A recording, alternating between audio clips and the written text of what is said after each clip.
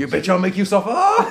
The only other thing it makes me think of is a coach trip to Games Day, where I remember sitting sort of near the middle, and Steve G going up on the parents going, "We're going to stick this film on. Are you okay with the fact there might be a bit of animated nudity in it?" And everyone was like, "Oh yeah, it's fine." But like 10-year-old sons like that. Chun-Li, soap and titties. Soap. We're already recording, by the way. Squeeze.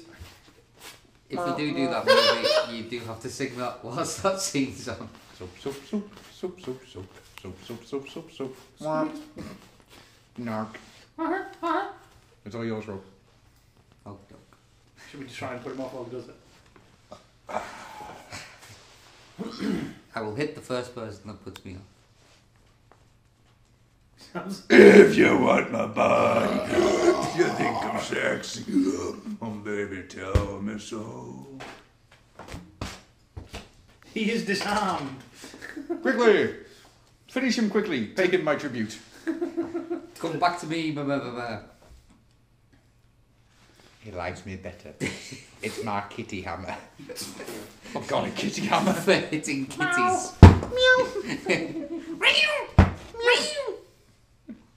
And now it's time for Kitten Orchestra.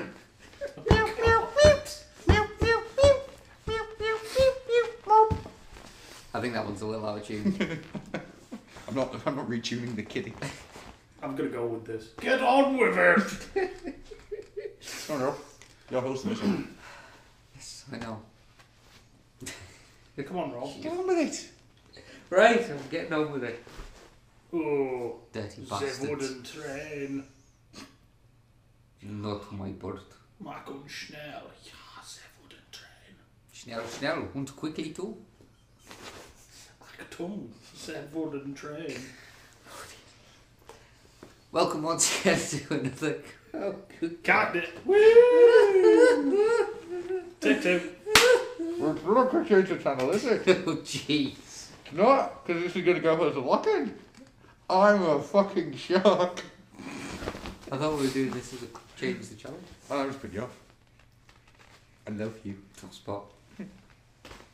Dun.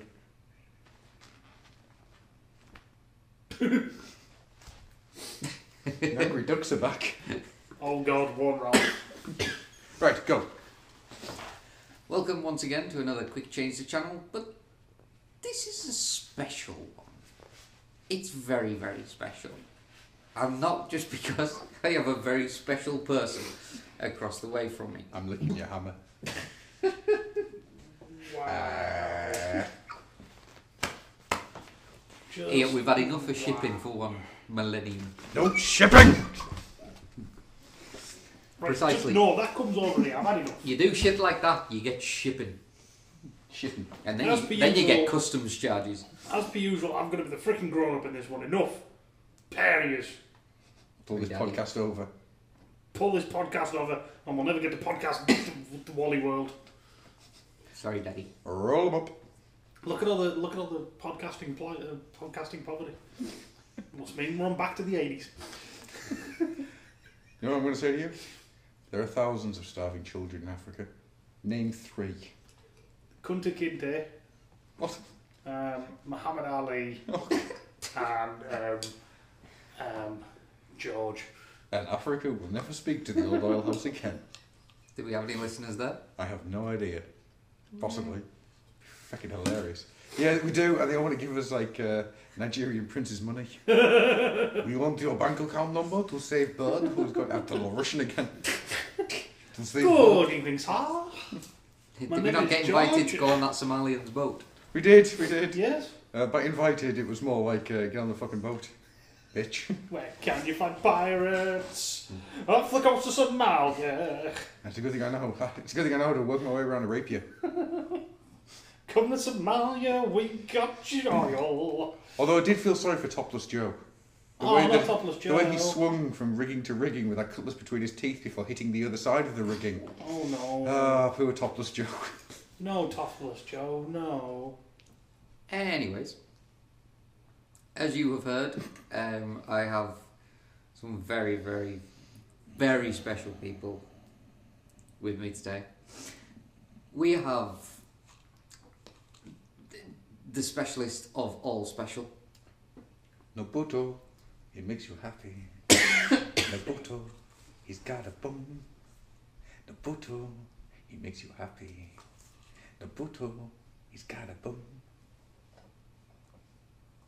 Come on. You're supposed to introduce yourself. Oh, sorry. Nobuto, he makes you happy. Hi, everybody, it's me, it's Gruffy, your host and friend. And joining me, as pretty much always, It's me, it's Stu, it's Dark Ages. I wish to spend the next few seconds telling you all about how you are a blight on humanity, and I shall purge you all in the name of the great hamburger. You are a blight on humanity and you must be purged. So speaks Azrael, the angel of vengeance. No, the great hamburger. You dare May, threaten may his, Azrael? may his bun forever cover us with his glory. As if bullets could harm him. Fuck, he's the great burger. did you see that picture that? Yeah, go on, Did you see that picture that Nicole put up? That was the cat eating the cheeseburger. No. And it's like some dude's holding out a burger to a cat, and the cat's going up and taking a bite, and it says, "This cat has cheeseburger. Good game, internet. So everyone go home now." That's it, everybody. Pack it up. Pack up the internet, we're done. Last one out, turn off all the porn. Anywho's, we do something a little different today, because usually Quick Change the Channel is all about the terrible, terrible, terrible movies that we still love. And this one, I can't bring myself to say anything about it being a terrible movie. Okay. It is a terrible movie. It's full of flaws and animation mistakes and stuff that has caused fanboys to gripe and bitch at each other for years and years. Also, it blows its entire load within the first 20 minutes and then never manages to get back to any kind of rhythm. See, I still love this movie. So Yeah, I don't care about any of that shit. I fucking love it. That's why I can't say anything bad about it. Okay, fair dues. I'm sure you will, though. I own this movie on at least 4 different formats. Because you are a... But why are we doing this movie? We are doing this because it's a very, very special day. Is it bring a shit ton of bees to work day? Oh no! The addition of more bees has just made the problem worse. No, it's the... Meanwhile, a national shit ton of bees to work day. It's actually the day we get a trailer for the new Elder Scrolls game. Holy shit, what is this? Fortune and fairy flame, do mine eyes tell me lies? A new Elder Scrolls game. Time is nigh, I must fly, venture forth on my quest. Goodbye ma, goodbye pa, and goodbye girlfriend's breasts. I'll be off as a wrath, take you later, I rule. I'll be gone, I'll be long, I'm no longer your fool. Oh, the crap filled the gap whilst I wait to begin the adventure of a lifetime in the world of Rob's Kitchen. I especially like fighting the washing machine monster. He's a vicious beast, but I will fight him and then I will loot the plates. I would take all of your underwears. You know why Adam couldn't find the forks before? Because I slayed the kitchen sink and looted them from its corpse. Excellent, I peed in that before, and now you are covered in my pee. I own you. I looted your forks though and I sold them to the trader downstairs. He gave me 4 gold beans. What are you selling? Forks. Beowulf, I need to loot your kitchen. I think you've found the wrong trader. I've only got gems, hoops, and a really large briefcase. No, I've got some forks I want to sell you. Oh, no, hold on a minute, love. Oh, I've got an especially large stash of forks in my other jackets. Have you got any GTA IV? There's a hole in my sock, dear Robert, there's a hole in my More than a hole. Look at that. You know, there has actually been one person who's come in and asked for GTA V5. This doesn't surprise me. The human race is, by the majority, a bunch of fuck-dribbling morons. Yes. That's why I want to put in the election proclamation. It's alright though, don't worry about it.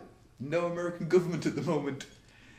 So let's let those fuck-dribbling morons just keep going for it. We can't agree on shit. Right, just quit them. Yep. I like this idea. I'm taking my ball and going home. I think we should use this in day-to-day life. Oh, I don't agree with you. Let's shut down the emergency services. Trip fucking Anyway, on a more happy note, it has been 4 years since we've been doing this shit. Jesus! Jesus! That's right. This is a very special Quick Change the Channel for the Old Oil House's 4th birthday. Indeed. So, we decided, let's not do a really, really bad film that we all love. Let's just do a film that we all love. Bad films for Christmas. Yes. So we're going to our roots. We're going to what this... We go to our what?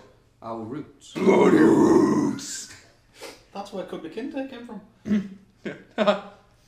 Yes. So we are going to our... Roots! Bloody roots! And we're going... Bowsman Pat. There's a Bowsman Pat. There's black and white cat.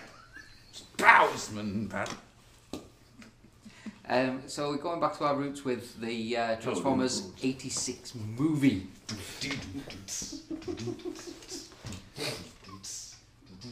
Now, I do have a horrid feeling that we may have done this somewhere in the annals of time, but... No, we've never actually done the 86 movie. We've Never. done it as a round table, but never done it as a commentary. Awesome. We've done it missionary, but never And, doggy. and I don't think we ever actually put the round table up. So, Taunt the people with things they will never own. which version of this are we watching that we have acquired legally? We are watching the DVD version. But DVD that version. doesn't say which version it is. It is the UK version. Are you okie doke then? If he is watching on the UK version of the DVD. Arr. Gar. Arr. I did have the Blu-ray version somewhere, but I don't know where I put it. Which is a shame, because that's really pretty. Is it shiny? Oh, it's fucking gorgeous. Awesome. So, for those of you who are defiling this movie by listening to us wax lyrical, you can press play I like waxing. in 3, 2, 1. Count the medals, 1, 2, and 3. Oh, Oh, I'm sorry. Are we watching fucking Sinister? No, just listening to a gong. What's wrong with you? Super production and Mama production. The old Marvel Productions logo. So, Rob, as host of this show, do you want to give us some information about Transformers movie? When was it released? Just in case people don't know. That we've introduced it as the 86 movie. So when was it released? It was actually released in 1990. Wow! Generation 2 Transformers the movie. You With the probably power of the just Cybernet Space Cube. God. God. Unicron would just be clear plastic. Yeah. Don't give Hasbro ideas. We've got this mould, we need to do something with it. On a side note, I've done a pre-order. Oh, what have you pre-ordered? I did a pre-order. Sounds like he's going to do the bad thing. I did a bad thing. Look at the little kitty, the little kitty. Oh, look at this place. It's so nice and everybody's so happy and friendly and science! Just Is waiting that for that to blow up in his face. Oh my god. What? Arbalest is actually tricky. Look, he's got his goo. And then all of a sudden, a giant monster planet attacks. Just like Tricky's workplace. I like the fact they already know his name. Did somebody go up and ask him? Yeah, it's like, does everybody in the universe know what Unicron Tricky, is? you need to grow a moustache. This is for science. Science! I always felt sorry for that one there, because it looked like he came out of Bubblegum Crisis. Well, you felt sorry for him because he was in Bubblegum Because Crisis. I escaped Bubblegum Crisis. Oh, shit. See, I felt more sorry for him because he didn't even stand a chance. I always like these guys having the little... Lights on. No, not the... Well, the lights look gorgeous, but I like the little chairs that are their tummies. It's like the idea that they eat really fun and all the food comes out like a little dispensing unit. So I always found it funny because obviously I think I read the comics before the movie. So when I saw these ships, I was like, they're putting this on Trident ships. Because for the comics, they span them round. Yes. And that was the Quintus on Trident ship. Yeah. I do actually find this quite disturbing. It is, it's freaking horrific. Hey, welcome to your movie, kids. Right, this dude's just showing up and eating the whole fucking planet, killing everybody on it. And those people were trying to escape and didn't. It's just like, wow, that's It's fine. dark. It's fine. Because now the music starts, it's time to get happy. Oh, this is such a good rendition of the song. If you're not doing it at home, get up now and start doing air guitar. Should we turn the volume up just for this song? Yeah. You, I know you're on a bus, just do it anyways. I demand you air guitar and boot that granny out the chair. Starring Eric Idle as Redguard. The Transformers as the Transformers. John Nelson, he was fucking harsh as whole. Well, he did go back and go and pull himself a drunk. Then a D-boy. As Galvatron.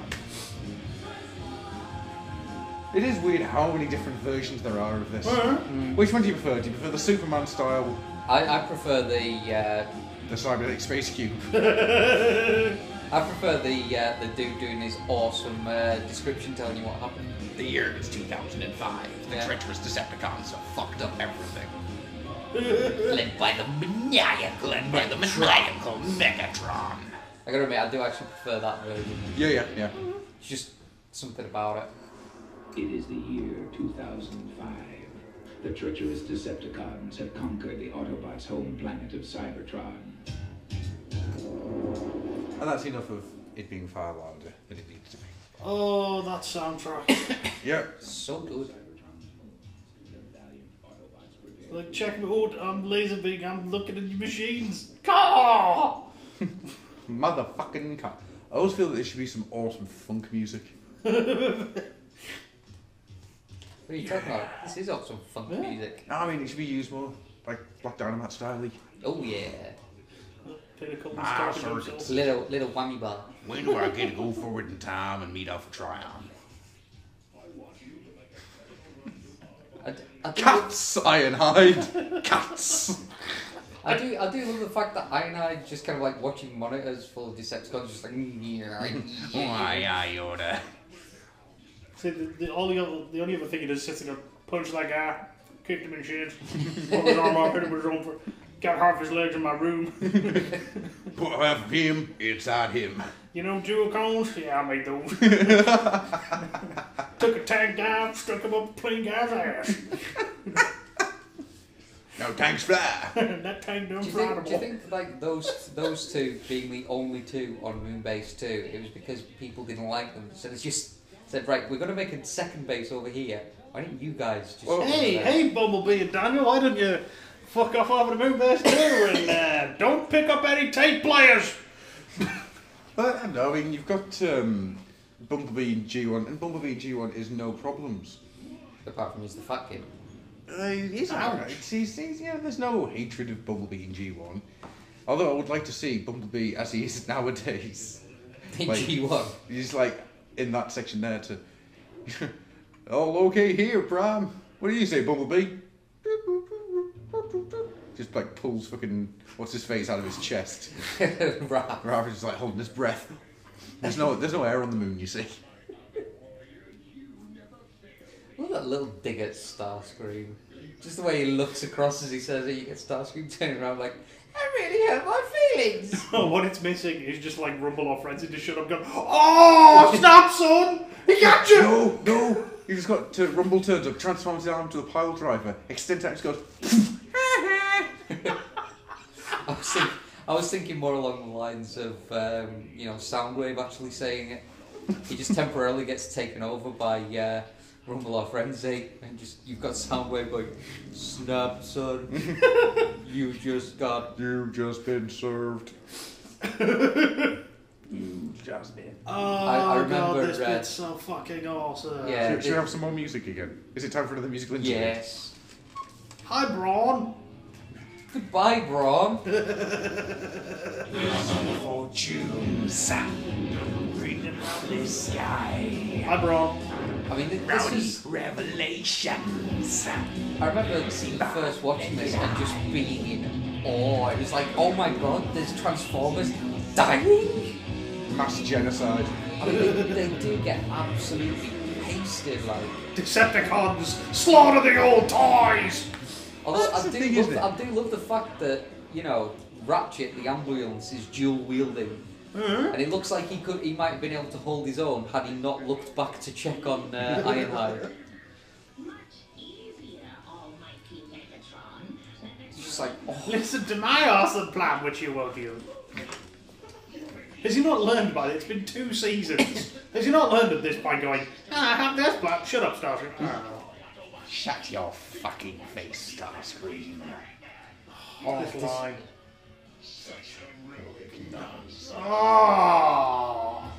It's just that thing that it's kind of like, oh, I survived, come on, and then you just...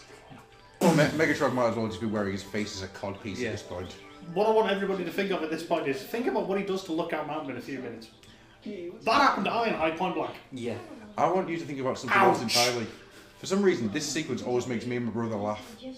I want you to think about this in logistical terms. Okay. Right? Wait for it.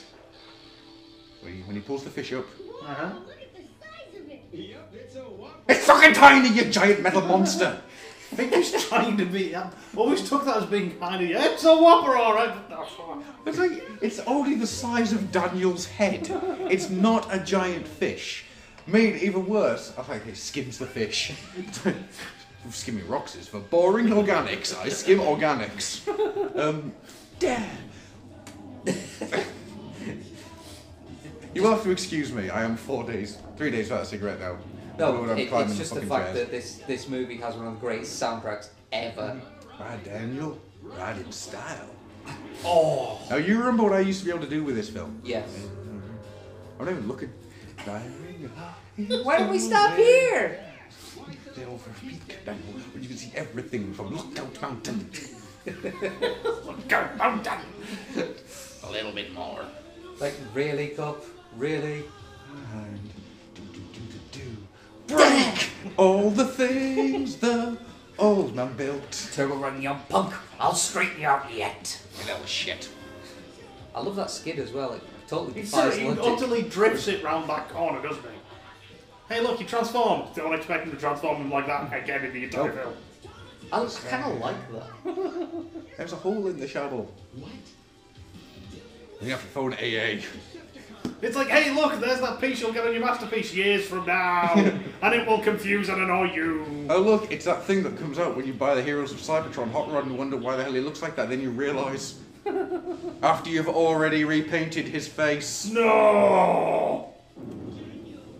I love the fact it's an actual target on there for Megatron to aim at. Yeah, that just happened to Ironhide's face.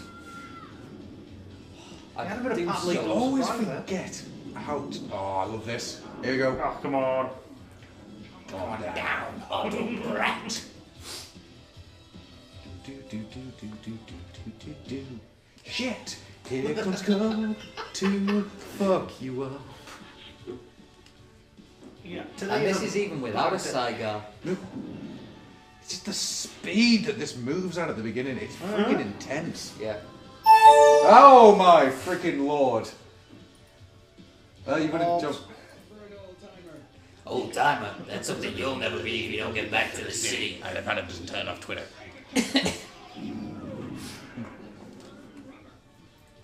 That's not very environmentally friendly of you, Hot Rod. What the fuck are you doing? Stop burning the rubber plants. Hot Rod, what are you doing? That's a rainforest. Ah, Perceptor. Eventually, he'll become a sniper. Yeah, we're back to some funk. I need to get the score for this film as well as the soundtrack. The score's brilliant. Well, if you get the 25th anniversary edition CD, it's got both on. Ah, cool. Including a live version of the Unicron theme, Nice. which is really cool. Listen to that voice, like, jeez. I was just going to say that scene just there, just look at that, Pat Lee, that's how you draw perspective. I have told the Irish story before, I've heard. Yes. Yes. But a little later on in the movie you will go Irish. Because once you go Irish, you can't walk. It's called kidnapping. Right, let's transform Autobot City by pulling a bunch of switches. And when you're Never a kid... thought that would be how it would work. Do you not think that was a bit of jealousy on Springer's part? When she was like, oh no, Hot Rod's outside the city. He's Yeah, like, whatever. No, come here, come here. Fucking come here, you might go now. Yes, Hot Rod is outside the city. And look, he's going through minefield path. It'd be such a shame if somebody accidentally shot their landmines. What a brilliant thing in the movie. This. Once again, me and my brother cry with laughter every fucking time. It's that groan as he realises he's gonna have to blast his own foot. I love it. I was always a little disappointed. I love that. I was always a little disappointed that you never see Metroplex, even though they're slammer. Yeah. There's elements of Metroplex in that one sequence. Reach the defences. Phone for a Domino's. They'll open the door. Fetch me a Starbucks. Hang on, aren't you Cobra Commander? Possibly. Oh, this isn't the Joe Base. Oh, I'm sorry. I do love the idea that they eat their way in. How's that? Genius. Their own way in. God damn, I love this film so much. Yeah. I felt sorry for this dude. Oh. Crunched. His head gets crushed. True kickback. I know somewhere in that sequence Ironhide flies past the screen. Ow! Speaking of blaxploitation.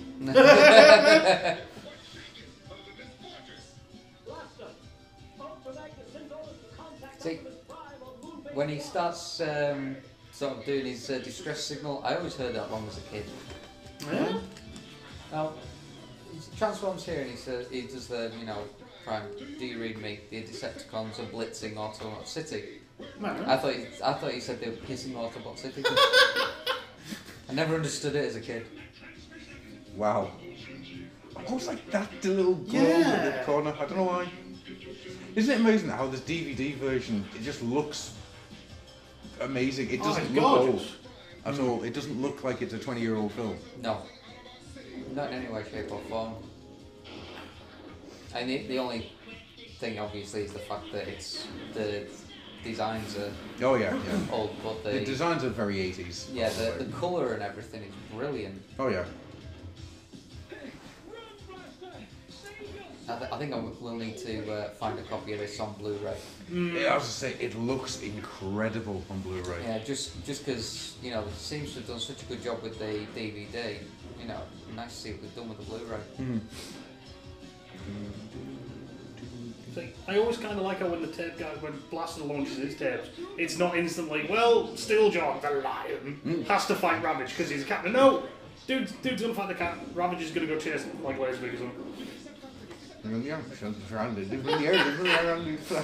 lost it because I wasn't paying attention. If Adam ever tries to do that point in the movie, he goes Irish. Something on the air, shim on the air, ring around, shim on the ground, leave in the air, leaves nowhere, that's where. Oh, it is my favourite line in the movie coming up. But fuck you, Hot Rod RC's mine. I just love the dragging in the dead and dying. It's like, it really is grim, isn't it? Yeah? Come on, put you back into it. Well, you can do better than that. It's got treads on it, could they not use that? Come on, Daniel. You add your extra weight to it because you're the children's fantasy character. Look, I'll thank you for helping, you little shit. I'll leave Daniel alone. He hasn't done anything bad yet. It's preemptive bitching. He hasn't started his very wrong relationship with a female Never sheep. fall in love with someone, yeah, you never fall in love with someone that you shouldn't love with. We need to find that video that Glenn did. Oh god, it's long gone, unfortunately now. I'm gonna have to remake it. Yes.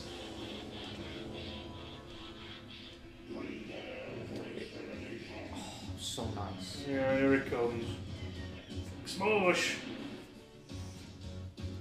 I think, this movie was the first time I'd ever. Yeah! I think it's the first time I'd ever come across any combiners or anything like Yeah? that. Yeah. I suppose, I mean... No, for me, it definitely wasn't because I'd seen fucking Revenge of Bruticus so many times Yeah. at this point.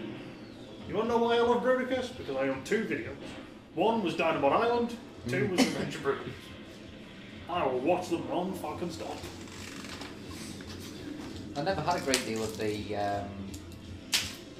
videos or anything for Transformers. I had 2 or 3, and it was always whenever it was shown on TV. It was when I was heading out to school, so I never got to see a lot of it.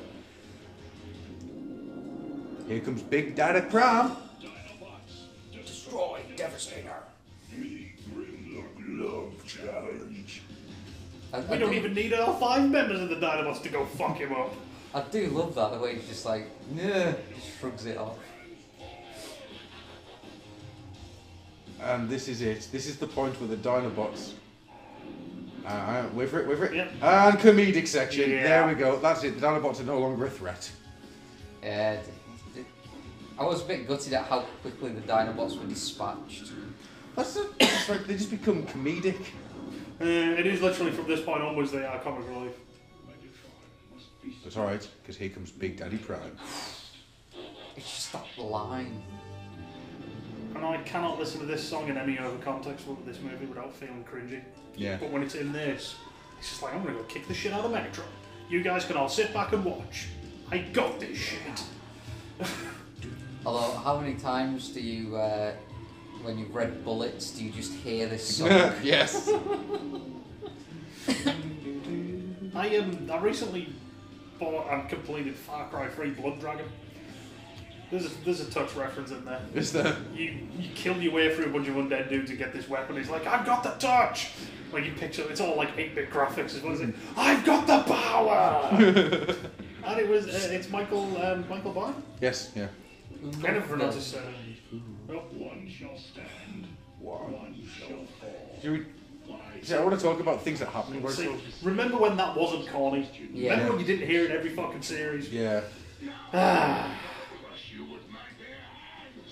just love when he's, when he does his transformation and he just starts gunning them all down. Yeah. It's just like, Oh! Go on, Big Daddy Prime.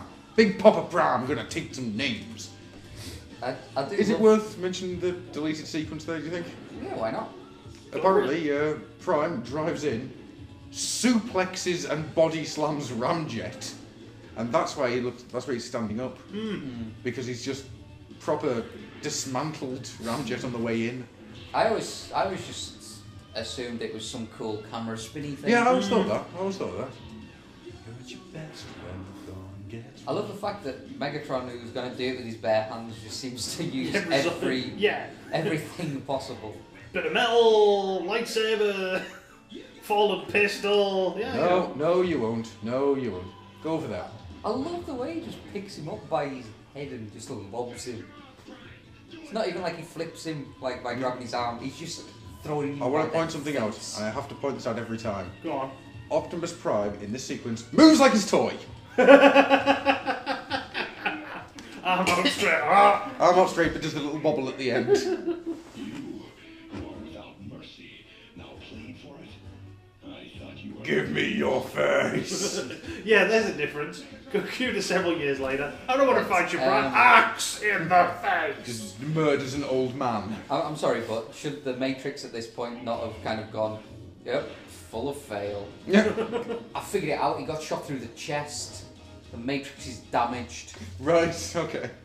That's why it picks the fuckwit. The entire damage on these guys is incredible. Yeah. See, all that's missing now is him Prime running to the edge there, Ow. and then doing a fucking flying elbow drop in Macho Man. Yeah. Just dropping that shit right on Megs. Macho Prime, I'm gonna take Well, you he down. was getting up ready to do it. And then Hot Rod went near him. He just failed.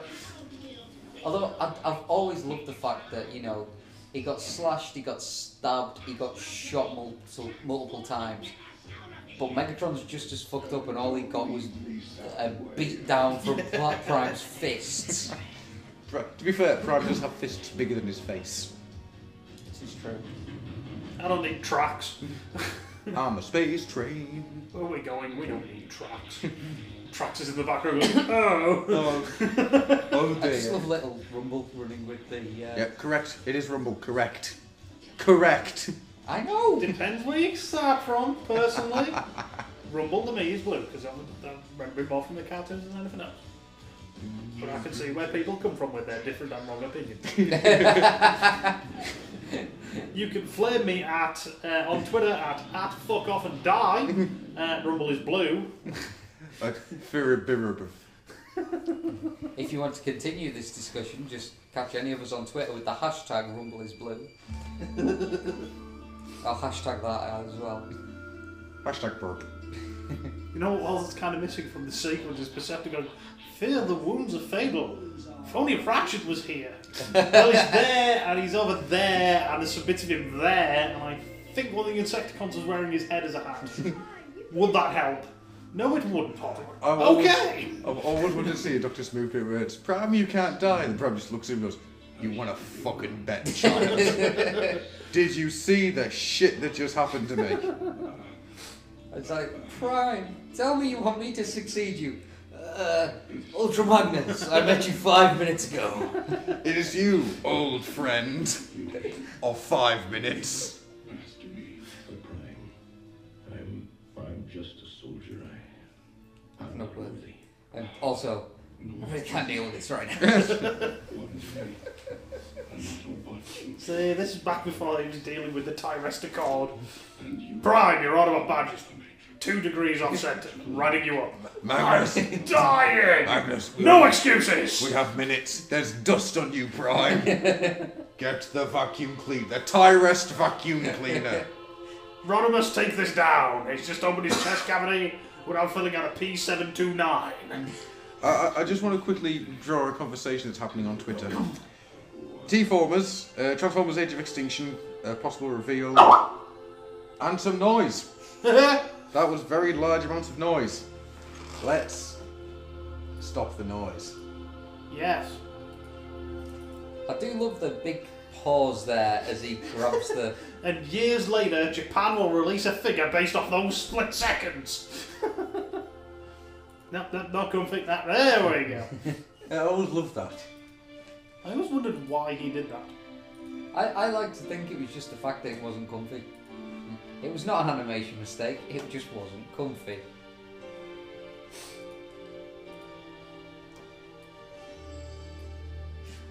And a nation upon nations of small children would... What? I gotta admit, I did love this idea of just having them go grey. And it stuck around, was all. Yeah, Well, in varied, some things I've used, but it seems like most of them have gone with they're dead, let's make them grow. I just love the idea that, obviously they are metal beings and everything, but it's just like the fact that they're alive gives them that colour. It's just a really nice kind of touch. The touch. The power. They lose the power. Oh, this is so beautifully done. I hadn't already had this planned. I say it is survival of the fittest. Do I hear a second on that? Oh.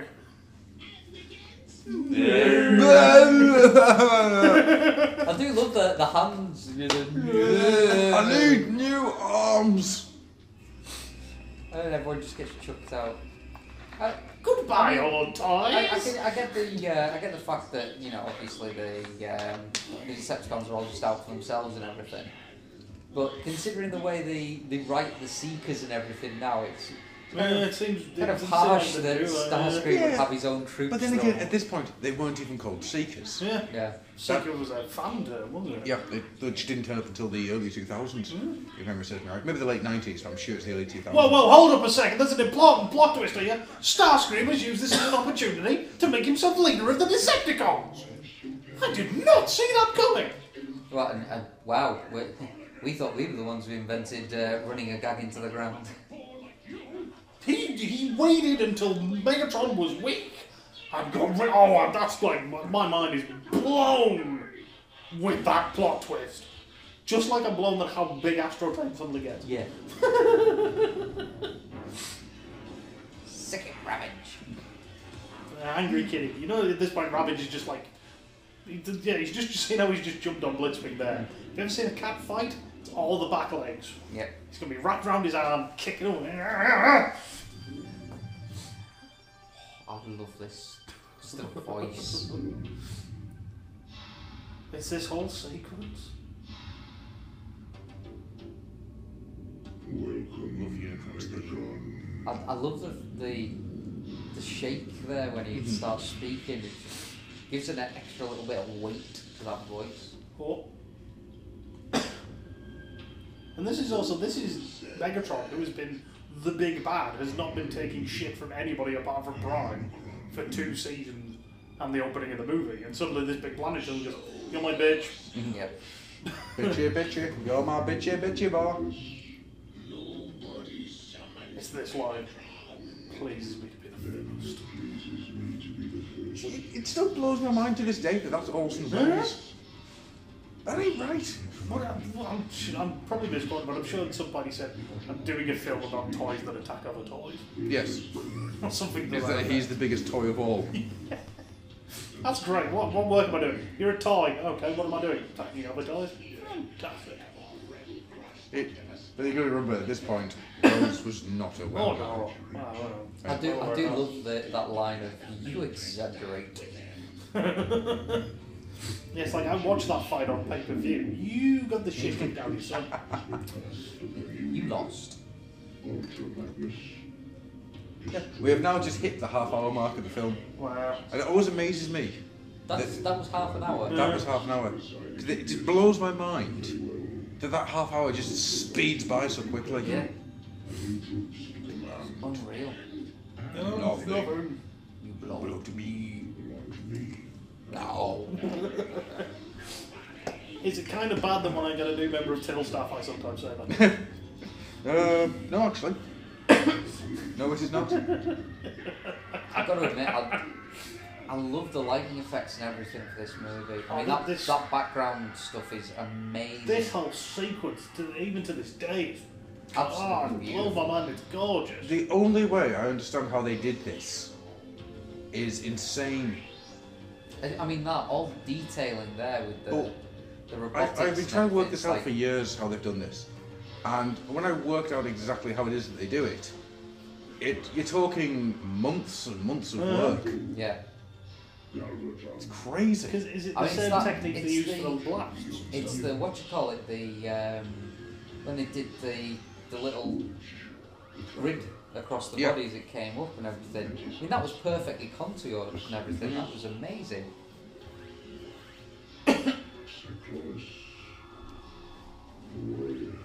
And his armada. Bye, Armada. Bye. Oh, animation errors. Oh, I miss Armada. He was great. He's one of my favourite characters of all time, is Armada.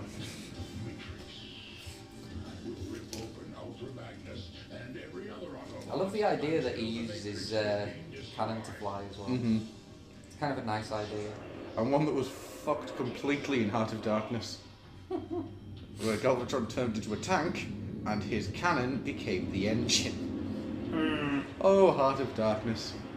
You were shit. So very, very shit.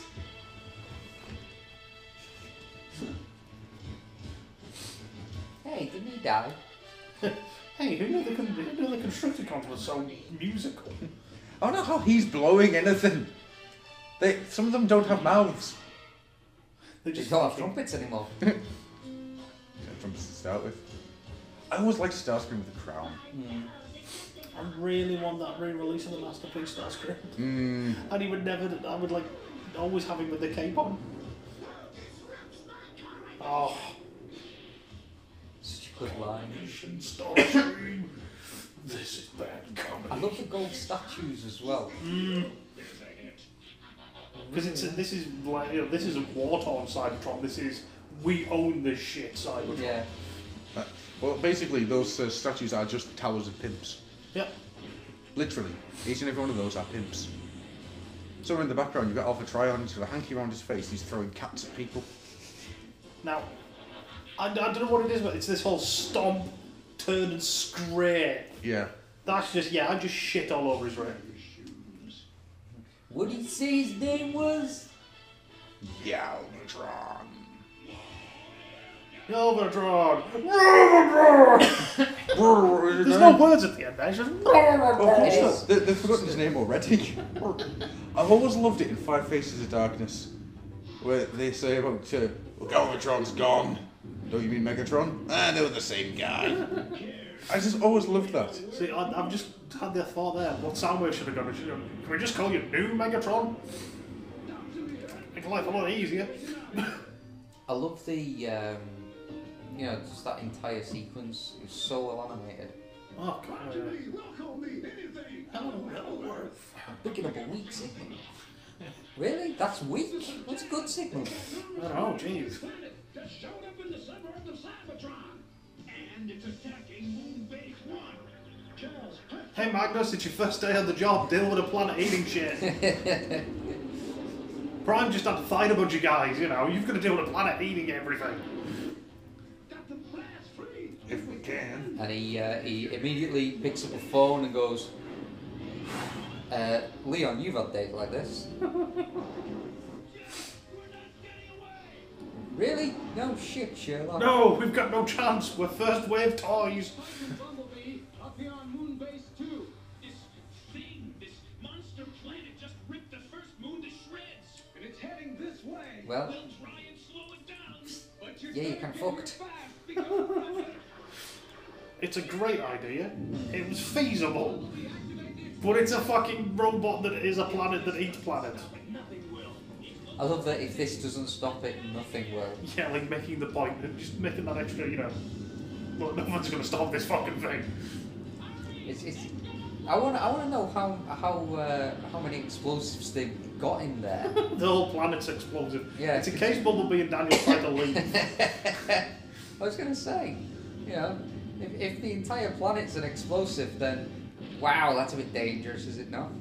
Let's put the human on that planet Hey, with all the I'm just gonna put my hot cup of coffee here. Oh no! Oh, hang on, is it? Look, it isn't even dented.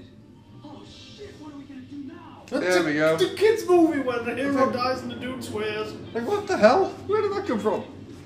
I don't know. It's the bit later on that they cut out. Holy goddamn motherfucking fuck nuggets, it's Unicron! Yeah, Rodimus changes. Hot Rod changes. Rodimus goes, Jesus, titty fucking Christ!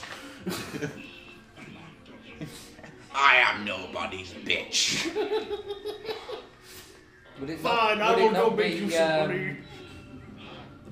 you know, Vector Sigma chassis fucking Primus? Just throwing it out there. Lovely thought. Thank you. You're welcome. Autobots, not quite sure what's going on here. Channel 4 Oh, we missed now! He was Yay. there for all of a few seconds. What? I just noticed there in the background, Perceptor with his arms crossed, just looking like, I really want to shoot someone. That was like Perceptor standing there like, you see this chest? Perfect for a fucking Matrix. Not a single fucker. You don't even have a chest, Magnus. You got this arrow pointing to your crotch. Up there, Snarl again, and you won't see him till later in the movie. How did they get there so fast? Space bridge technology. That ship, dude, it's like, chow. I love this bit with the sweep. That's awesome. Just the fact his head pops up while he talks to him. Well, that's how sweeps have air brakes. They put their face up to slow them down. It's the beards. Yeah. And you better stay close to me. Because I'm hot rod. Because Boom! Cock blocked! You're looking hot, Rodimus.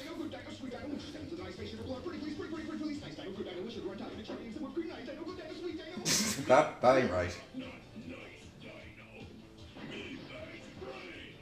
To this day, my favourite version of Grimlock and the Dinobots is the Fall of Cybertron and Rage of the Dinobots version. Yeah. But it's weird because in this, they start off being all badass, but Grimlock's the only one who ever gets any kind of Badass. screen Yeah, 'cause time it's or me, Star, like to fight. yeah. This much follow leader. And then by season 3, the Dinobots just become fucking painful jokes Yep. at times. Apart from calling the primitives. Let's What do we put- do without leader Grimlock? Still so cool. I do love the fact that Hot Rod has to lasso Grimlock into the shuttle. And then the rest follow him because he's in charge. Jeez. What was I saying? Yeah. Grimlock, get your noodle out of my face! I think you've got the Marvel Comics, which has probably the better, well, it is the better version of Grimlock, the Warrior King. But the rest of the Dinobots still don't get a huge amount. I don't know.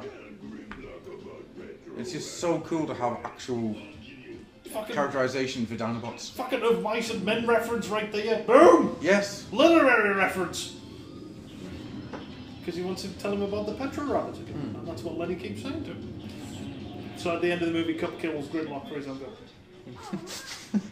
Now, have you read Mice and Men, or are you just... No, I've read it. Oh, thank God for that. It's fucked See, up. Oh, yeah.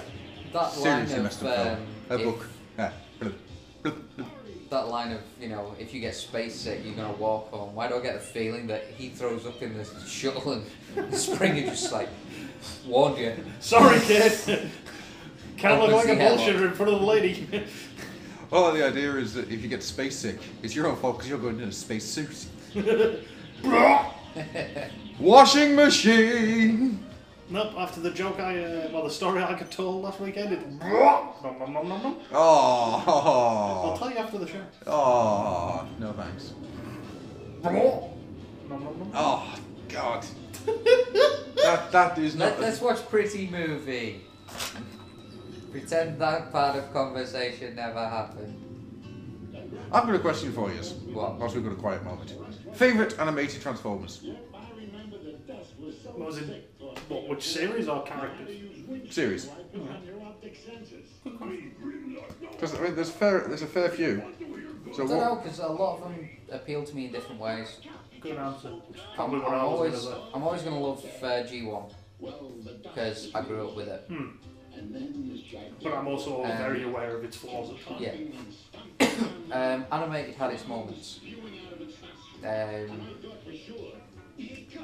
R.I.D. I freaking love the quality of animation in that and the beautiful designs.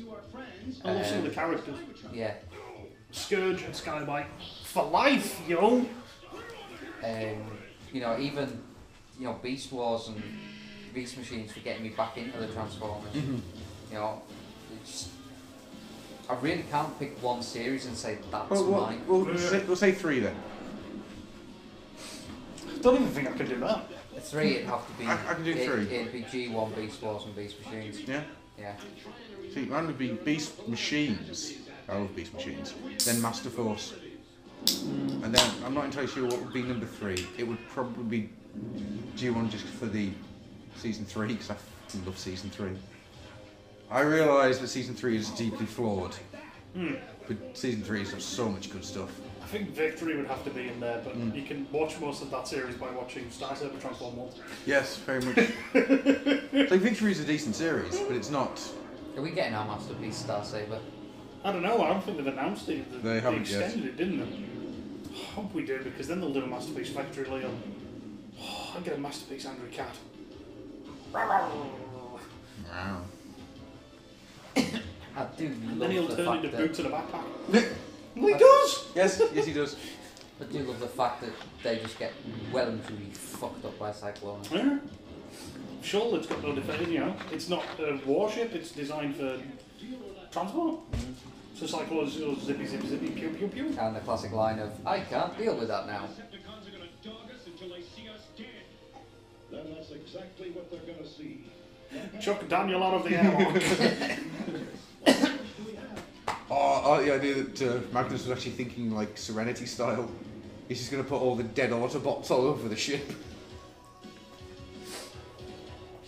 This is my lever of death. See, that's the only thing that got me about, this part. Is like, hang about, isn't that a bit of a waste? You know, everyone's only in the front of the ship. What were they using the rest of the ship for?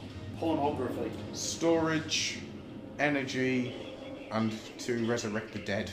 So they've lost the ability to resurrect the dead. Yes. But the Junkions still have it. Because they didn't detonate the back half of the ship. They didn't even know they've got a back half of the ship. Oh, you dirty minx, Galvatron, take me now. That was an important part there, Springer. You may want to go back and get that. That was called the engine. Had to let him detonate 3/4 of the ship? Sees how they would have got a point. The man has a point. Preceptor, fuck off. I love that little glow on his face. And the Magnus kind of like sat there just tapping his face. But think about it, IDW Magnus would be loving that entire speech. Oh yeah. It's weird, isn't it, how characters change the way that they do. And how we've instantly, we now think of Magnus, especially now with Prime as well. We think of him as that Autobot symbol's 2 degrees to the left. Yep. Right up. Yeah, it's weird, it's only been the last 2 years that Magnus has existed. Yeah. But everyone's just kind of fallen in love with it. Yeah. Because before that we've got what? The Magnus that is a strong warrior. Mm-hmm. And that's pretty much his character. G1 Marvel Magnus is great. Because he's just like, I'm going to kick the shit out of you so hard that the shit's going to feel it. Well, it feels like all of my internal systems are broken, but I'm still going to go punch you into a volcano. This transformed like that before.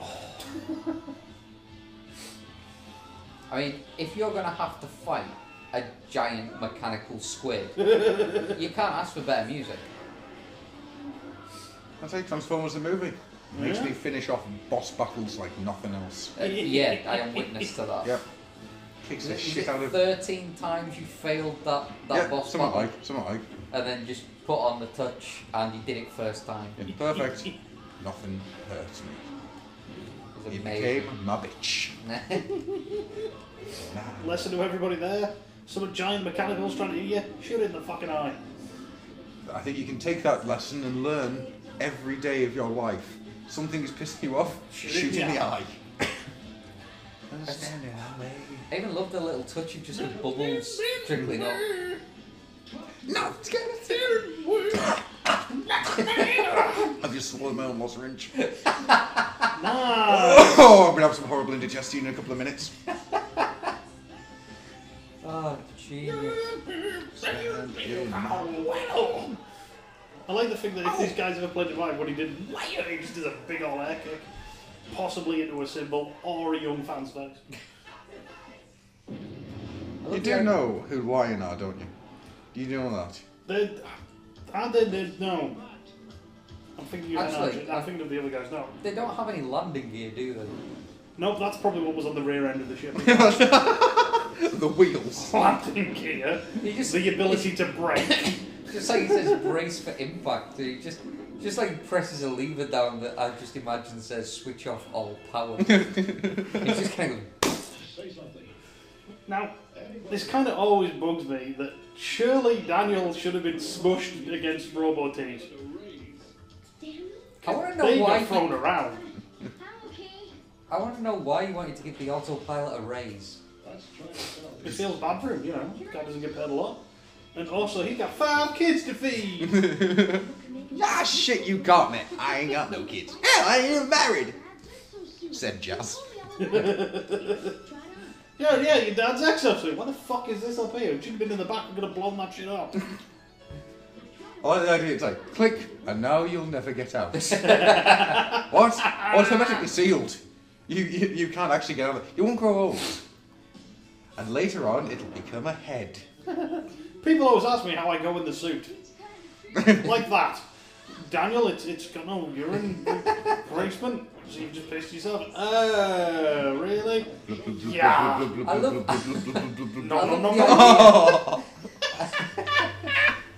the idea of struggle to walk. I'll try a mid-air flip. Yeah. That's why for the rest of this film, Daniel only spins and jumps.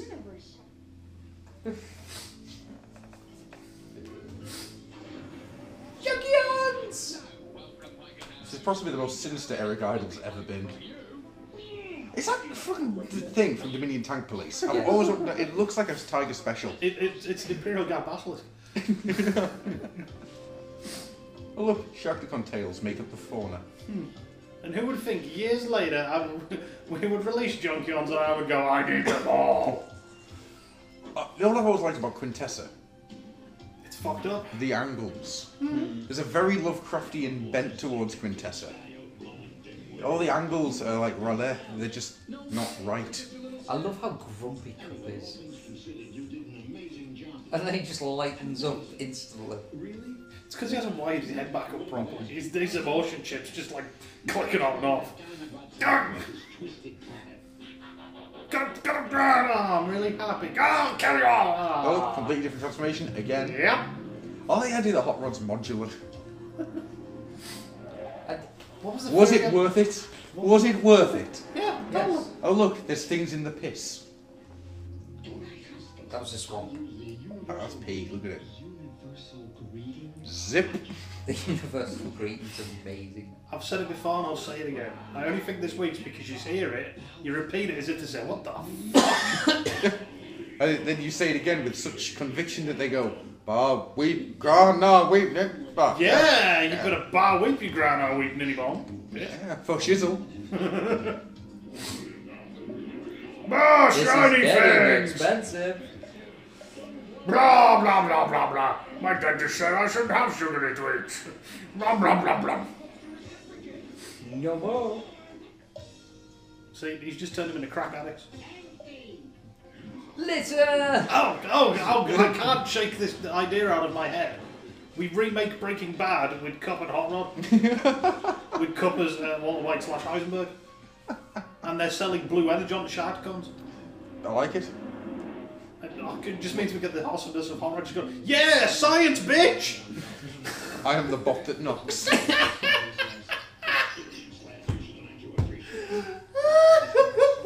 Ah, the quintessence. I fucking love quintessons. I don't care what anyone says. They're a bunch of bastards. No, they're brilliant. They're going to kill you no matter what you do. Oh god, I know I've told you guys, Bob. I don't know if I've mentioned this in the show. For maybe 2-3 weeks, I ran a Transformers roleplay with a bunch of mates, and they weren't big Transformers fans, but they were interested in doing it because it seemed like a bit of a laugh. I introduced them to Quintessons. I did the trial. Nice. Did the how do you play it? Did they kick it off? I was like, I've been to the Imperial Magistrate recently. Yes, innocent. They're all like, hey. Yeah, the platform drops and you fall into the pit of Sharkticons. And one or two of the guys who come around and knew what was going to happen just started laughing their asses off. Nice. Because they knew what was coming. They saw it coming. The big reveal. Do you know what's really weird? Every time, I always forget this scene. Yeah? Yeah. It's weird. I always forget the scene in the jail. I always forget it's there. And every time I see it, it's the same every time. It's like, huh? Oh yeah, I always forget about this scene. It's the weirdest fucking thing. Ooh, lucky bars.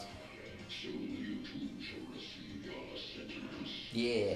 I do wish the Quintessons had a bit more of the sense of humour in this that they displayed later on. Would you join me in a chuckle? Yes, on the rotary chuckle. Oh. And the We're amazing, intergalactic assholes. and the amazing. I shall miss Quintessa. You can transform into a jet. The Marvel bio said so. Can it? Yes. I thought they were non-transformers. In the adaptation, the Marvel Comics adaptation, they turn into jets. Kranix and Arbalest could turn into jets. I always thought it was Because that's how they escape, isn't it? Yeah, that's how they That's how escaped in you the shit original things Drift. in, Yeah. Do you know the story of Five Faces of Darkness? Why it's such a weird thing? No. That's pretty much the original draft of this. Alright. It's just strange. I love the fact they start in a fight and that's how he gets saved from stepping in a spike pit. Oh. Ah! Oh, it's like that horrible feeling somebody's just kicked me in the ball. Oh, look, everybody, it's Wheelie. Oh yeah, it's that orange twat. Yeah, Fuck off. after Spotlight Wheelie. Yeah, but it took that to make Wheelie interesting. Yeah. But it Oh, saying that though, the original, not Marvel, Ladybird book. Oh, the wild boy of Quintessa as well. Yeah, that's a really interesting take on him. I like that take. Okay, small boy hits him with a catapult in the nose. Grimlock waded in a laser fire and shrugged it off. But he hit him directly on the nose. You've been hit directly on the nose. Yeah. Interesting. I just continued walking into the laser fire, breathing, fire at the Decepticon. Well, you are Tripticon. I do love that. It's like, yes, I will pay attention to you. You have failed. I was bored. The Matrix has not been destroyed. Like the Matrix It's not a very nice timeshare. You got a beachfront property. He lives there 2 months a year. I've always, and I've meant to do this many a time. Go on. I've meant to ask this many a time. I wonder how Furman feels about his version of Unicron and Primus being the now go-to version. Because Unicron in this is just a monster.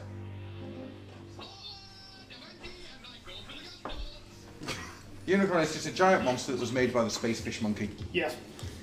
I much prefer the giant chaos god from the beginning of time that went, I don't like this place. Smashy, smashy. Yep, I've always preferred the Gods of Light and Order, or Chaos and Order. But I think it shows how it lasts, where it's kind of fitting into the new modern type. well, that's what I'm saying. I keep meaning to ask Furman how he feels about that, because it's his idea. At the end of the day, he's the one who came up with that, and it's become this big thing that's now official canon. Yeah, that's It's standard. more than the G1 cartoon actually ever could be. If that whole, background is going the way I feel like it's going, that's going to be the standard for any sort of new series or universe that pops up. Yeah, completely. Unless, of course, it's animated where they just don't bother ever going into it.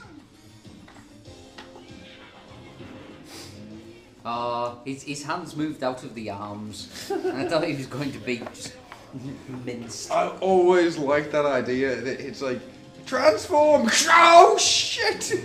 Nobody told me about this! Didn't you read the manual? What manual? I can't read. No, Magnus just stands there going, well, you accepted the terms and conditions. Then again, I've always thought about Beast Wars as well. The fact that they've all got those organic parts, the transformation should hurt. I just love the fact that he brought down a mountain on top of them.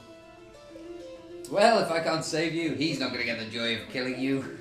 I don't think there's much point in going into the details about this sequence, is there? We've all heard it a million times. Yeah, but it's still fucking brutal.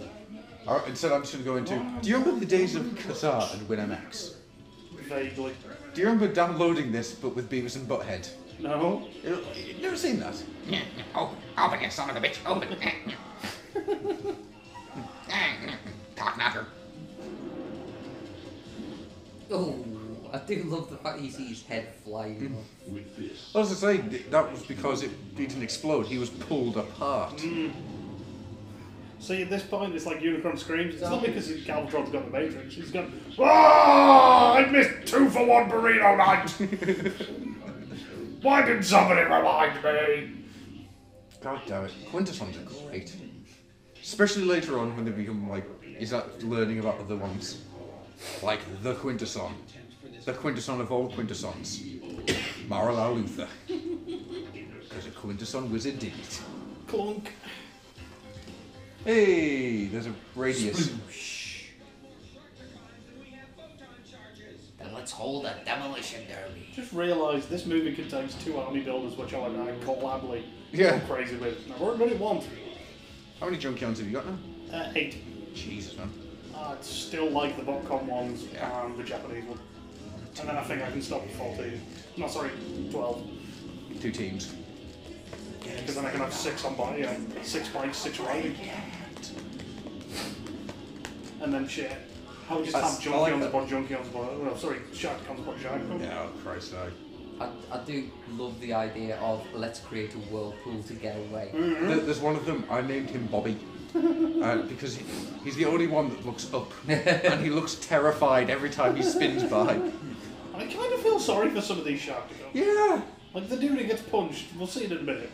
The guy who gets punched so hard all of his teeth fall out. And then It's what? like, oh! But it's like this one, it's like, nom nom nom noms, and he just pulls his tail off and then uses it to hit his mates. Stop hitting your mates, stop hitting your mates. There is one of them here, and it's the most grotesque thing in the movie as far as like, smack, crunch, death. Yeah, here we go. Right, It's his eyes hang on, cracked hang as on. well. And then he leans forward to get him. Oh, it's just nasty. nom nom nom nom nom nom. Wait, highlight of the film. Ooh, that's gotta hurt. Excuse me.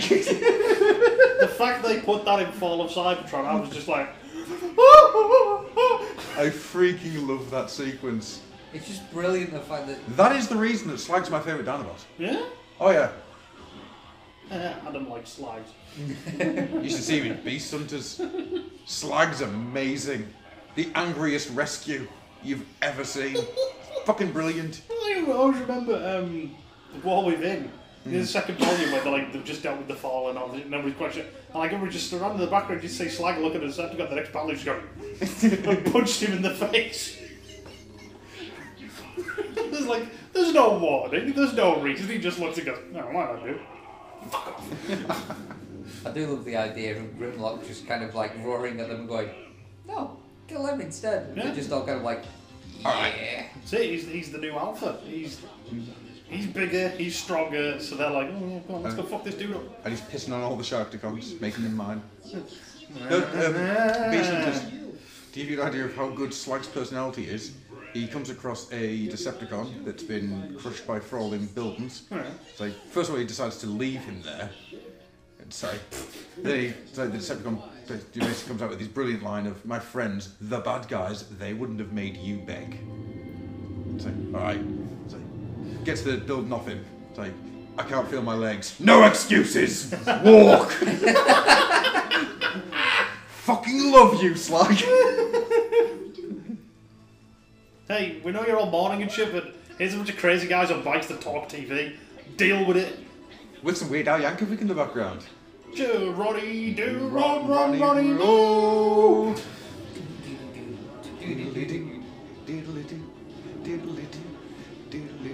No, actually, Oh yeah, that reminds me.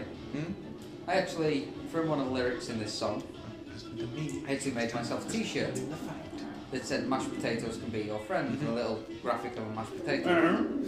I quite like that t-shirt. Until it actually got taken off me in a nightclub.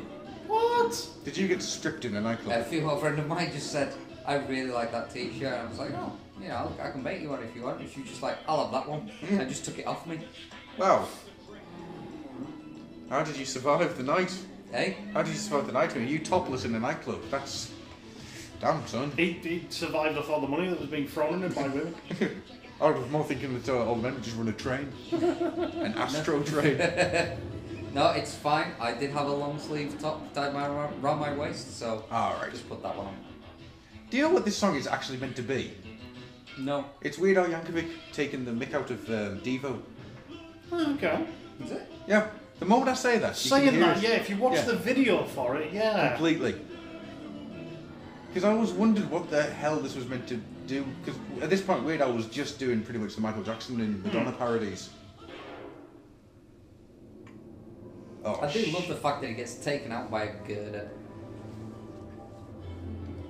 Oh, are we ready for Snell's second appearance of the film and last appearance? Where is it? There he is, briefly as a roll. That's it. I love love the Quintessa ships. I love the fact that Grimlock was actually in robot mode or some shit. One of the few times, because that's something else as well, with Dinobots from here on were mostly in dinosaur mode. Yep, very rare for them to be in robot mode. In fact, I would actually say Madman's Paradise is the next time you see Grimlock in robot mode. Neither are they, in case you haven't noticed. Check out my nipple guns, boy! Pew pew! Bowie, Grana, Weep, Ninny Bomb. Here is the news, 6 o'clock. See, that's I where I swear- got the thought it was, what the fuck is that? Oh, I just think he doesn't have a fucking clue. This is meant to be proving that Hot Rod's a natural born leader, isn't it? Yes. He turns up and everyone starts having a party.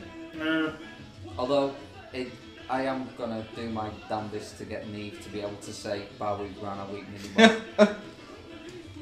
Oh yeah, I just remembered. I still have pancake rolls. Oh! Dead of the stupid. Me Grimlock not kisser, me Grimlock king. See, ultimation from that point, there's a guy kissing him and Grimlock just bites his face off.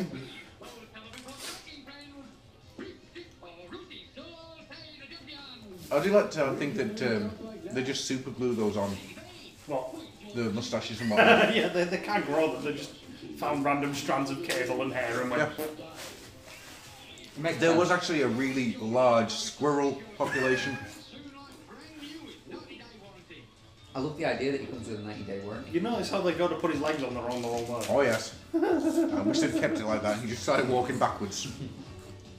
No, they went backwards. His left leg was on the right and right leg was on the left. If he just keeps walking backwards, he doesn't know why. I'm alive. I'm a zombie. Shoots himself in the face. I'm an abomination. You've got obviously that magic life-giving polish. Mm-hmm. No, they didn't detonate the bottom half of the ship.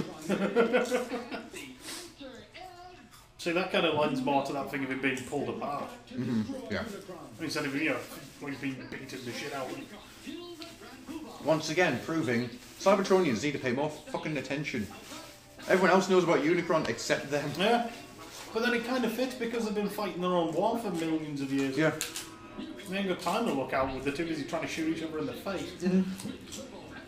This is a really strange one, isn't it? But you can make it fit quite nicely. Like when you get into season 3 and like everybody knows about Cybertron and doesn't want anything to do with it. They've been too busy shooting the shit out of each other. I've always liked that. I've always liked the sort of goodbye. That's the bottom half of the ship right there. I've always liked the idea of how the rest of the universe views Cybertronians. I just think it's how the universe will view us when we get out there. No. Don't want to deal with the Cybertronians because they're in danger. Don't want to deal with the humans because they're fucking stupid. Well, until the Emperor turns up anyhow. Who do my bidding? I'll taste my ass. I love the fact that everyone else has tried to pull it apart properly. He tries to get his fingers in there and... I have no idea why you've reminded me of this. Sorry. Do you remember the previews for the Metro Titan issue of Robots in Disguise? I'll come back to this because Stu's obviously fapping away. Sorry, it's just this whole sequence is fucking brilliant. Oh, it is. Oh, it's over down. Beautiful transformation. Just the whole thing, the hands slide out and just pop it open. And they tried very hard to mimic this in Armada, Is it? and it never quite worked as well. But then again, Unicron in Armada never worked as such. I just love the sheer amount of detail. Yeah. Oh, the fear on It's Galvatron's face. it's to give it that scale.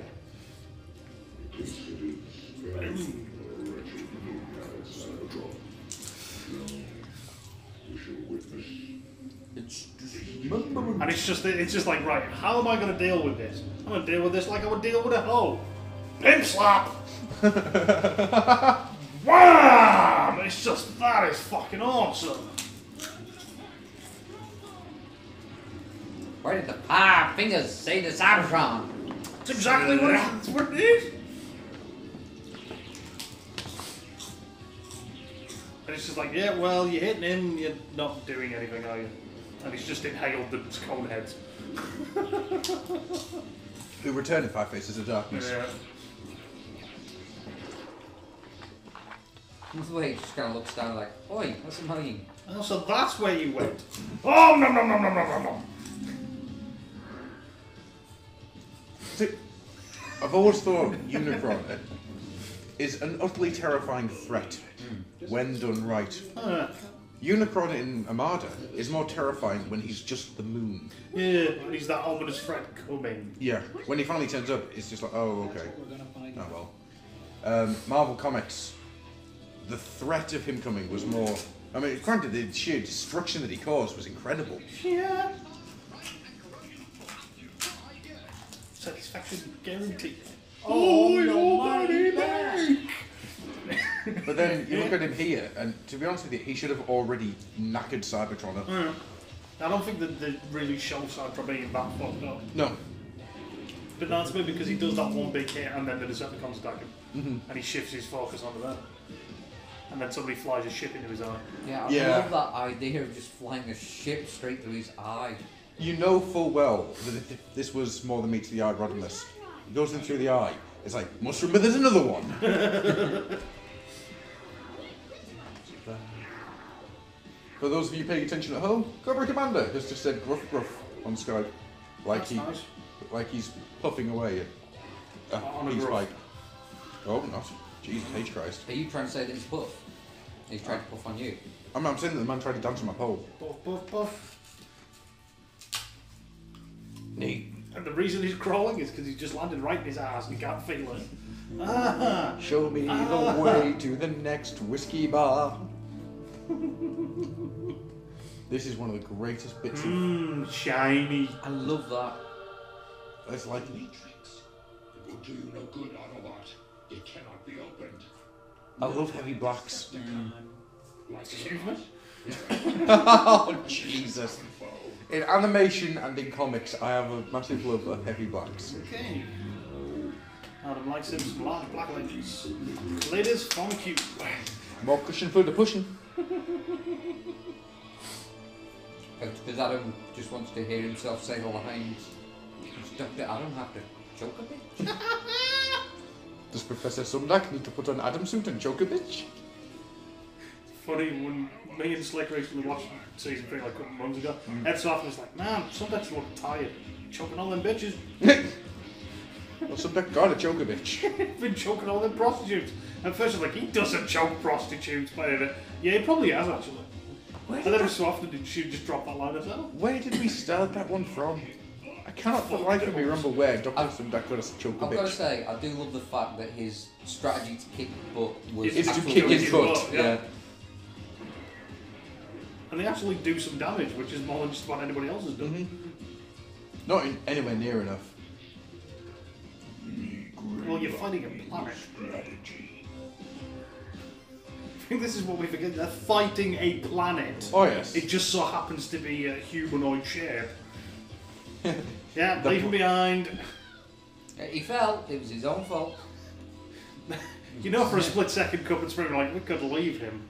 But then when Arcee turns, damn it, As he that turns kid around dies, I and ain't she's gonna like, get no action. Daniel! Yeah, Spring is like, damn it. Gotta try and look big in front of the woman bot. And Cup's just like, poop choo. He doesn't know what's going on, he's just following them. Damn Gainax, get off my lawn. Meanwhile, Alpha Trion is still throwing cats. Cats! Cats! Flip side here, I'm pretty sure if they hadn't, well, if Rodimus hadn't opened the Matrix at this point, pretty sure Unicron would have died from internal bleeding. Yeah. Oh yeah. This always made me feel a little This is uncomfortable. fucked up! Really dark, but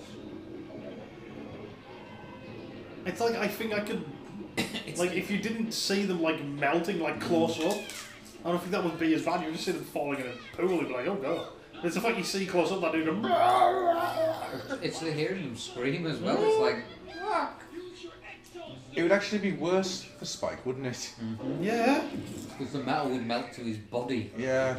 And then it would eat through that and then through his skin.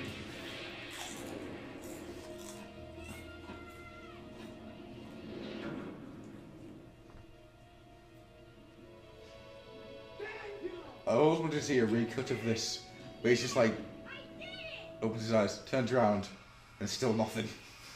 And then suddenly this melted skeletal hand comes out. Wow! And he's like, cuts like Bumblebee's horrified face. This is something I've always liked about this fight. Hot Rod uses his alt mode in the fight. It doesn't happen very often. No. Yeah, it's usually turned into a robot, shoot each other, pew pew pew. Yeah.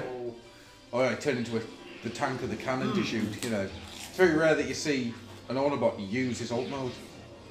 I suppose Prime did it earlier on, didn't he? Ran through 100 people. Yeah. Well, it's a nice idea. It's the fact that, you know, they can change forms. Why wouldn't they use it in a Yeah, fight? well, you'd have thought it'd been like a way of being trained in combat, wouldn't you? I don't have oxygen.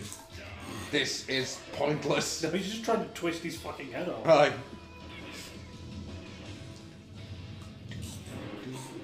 Squishy. Nah. Not the chef's room. It was kind of like the bit where he's squeezing it, you just see the eye, see his eye, looking for it. It's just like, yeah, I see you, bugs. Squishy, squishy. It's a pity you Autobots die so easily, or I might get a sense of satisfaction now. Yes, I found the play button. he's like you, he couldn't win the fight until he was listening to the song. I used to always get the shudder at that. Yep.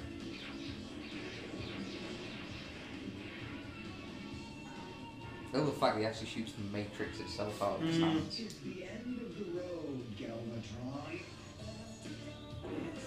Come here, come give you a hug. He just throws it on. Right now, Unicron's now full of holes.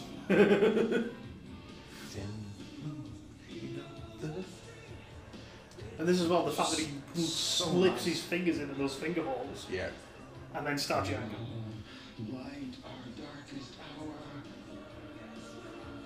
Just love the way it's done, all the special effects on it and everything. It's just The beautiful. shadowing and the massive amount of light and Yeah.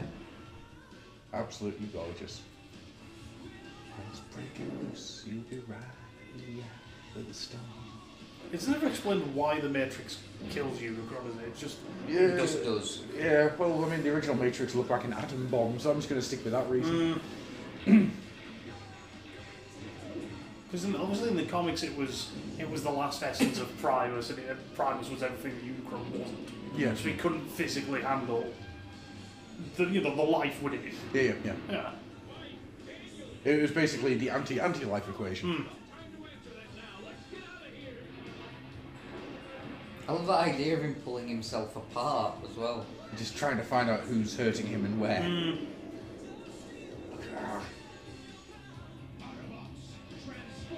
Winnebago! I like to think he sort of transforms and goes, shit, I'm a Winnebago. But he's Not still happy got about flames. And nobody's like, what the fuck? Like, it's like, oh, I knew you had potential, lad. It's like, man, he's a Winnebago now? How's the helicopter work? There's oxygen inside Unicron. Hang on, I got this shit covered. Space helicopter. Thank you. There you go. Decepticon intruders in my eyes! You cannot spoil my drugs. It's Leonard Nimoy, that is it not? That, apparently so, yes. But there's been some back and forth. Yeah. And Nimoy says he didn't. And, Let this mark the end of the Cybertronian Wars as we march forward to a new... it's a little presumptuous, isn't it? Well, it doesn't matter the end of the Cybertronian Wars because there's like 12 Autobots on the planet and some junkyards. That'll surely free a whole planet. Somewhere Shockwave's just going, oh no! We're outnumbered. Well, logically, I should fuck off. We're outnumbered 1 to 17. Wait, that's not logic. What are you doing up there, Shockwave? It's his death. It's because he's only got one eye. It's like, oh, so that's 17. I can't. It's because all the There's Autobots are 100. walking up in single file. Oh. And he's ahead. The greatest Autobot of them all, Optimus Prime, will return. Didn't do Yeah, that. because that's not in this version, is it? this version. So, Cybertron. We've met him. Well, yeah, I've met a person from that list. I've met Greenberger. And I'm in. So Cybertron loses 2 moons and gains 1 head. Yes. And there's nothing quite like gaining head. So thank you for joining us through that ordeal. That was basically us just quoting the film and saying how much we love it. Yeah, but at this point in time, we've been doing this for 4 years and entertaining you. So it's time for us to entertain ourselves. Yeah. We fucking love this movie. Yep. Flaws and all, warts and all, spots and all. For it is beautiful. And Vince Cole's amazing. We hope you all enjoyed it. The score was arranged and produced by Vince DiCola and Ed Fruge. Fruge. Are you just gonna read Technical credits now? advisor, Charles Please King. don't. The soundtrack album on Scotty Records and Records tapes. tapes. You know what records and tapes were, kids? They were MP3s, but they were physical, and you had a big disc. Not like a CD, bigger. Like bigger than a plate. performed by Stan Bush. The Touch, performed by Stan Bush, written by Stan Bush and Letty something. Nothing's Gonna Stay Away, written by Randy Bishop. Written by Randy Newman. Red-headed lady, take a bite of an apple. Planet Anyway. Robot. I've always liked the fact. Was it Lion that was actually a band called Kick Axe? No, that was NRG, the guys who NRG. did Smith's Instruction. Yeah. Kick Axe. Kick Axe. It's a great name. We can't have that name in our movie. You know, the movie where Everyone everyone dies. But it's just giant amounts of murder. And these guys melt to death. Can't have something called Kick Axe. That sounds too much like Kiss Ass. Storyboard artists, Chun and Kim. Chung Kwan Ho. I like the fact that I don't think Flo O'Deary gets actually mentioned in this at all. Who? Flo O'Deary, the pre-Pat Lee. Ah.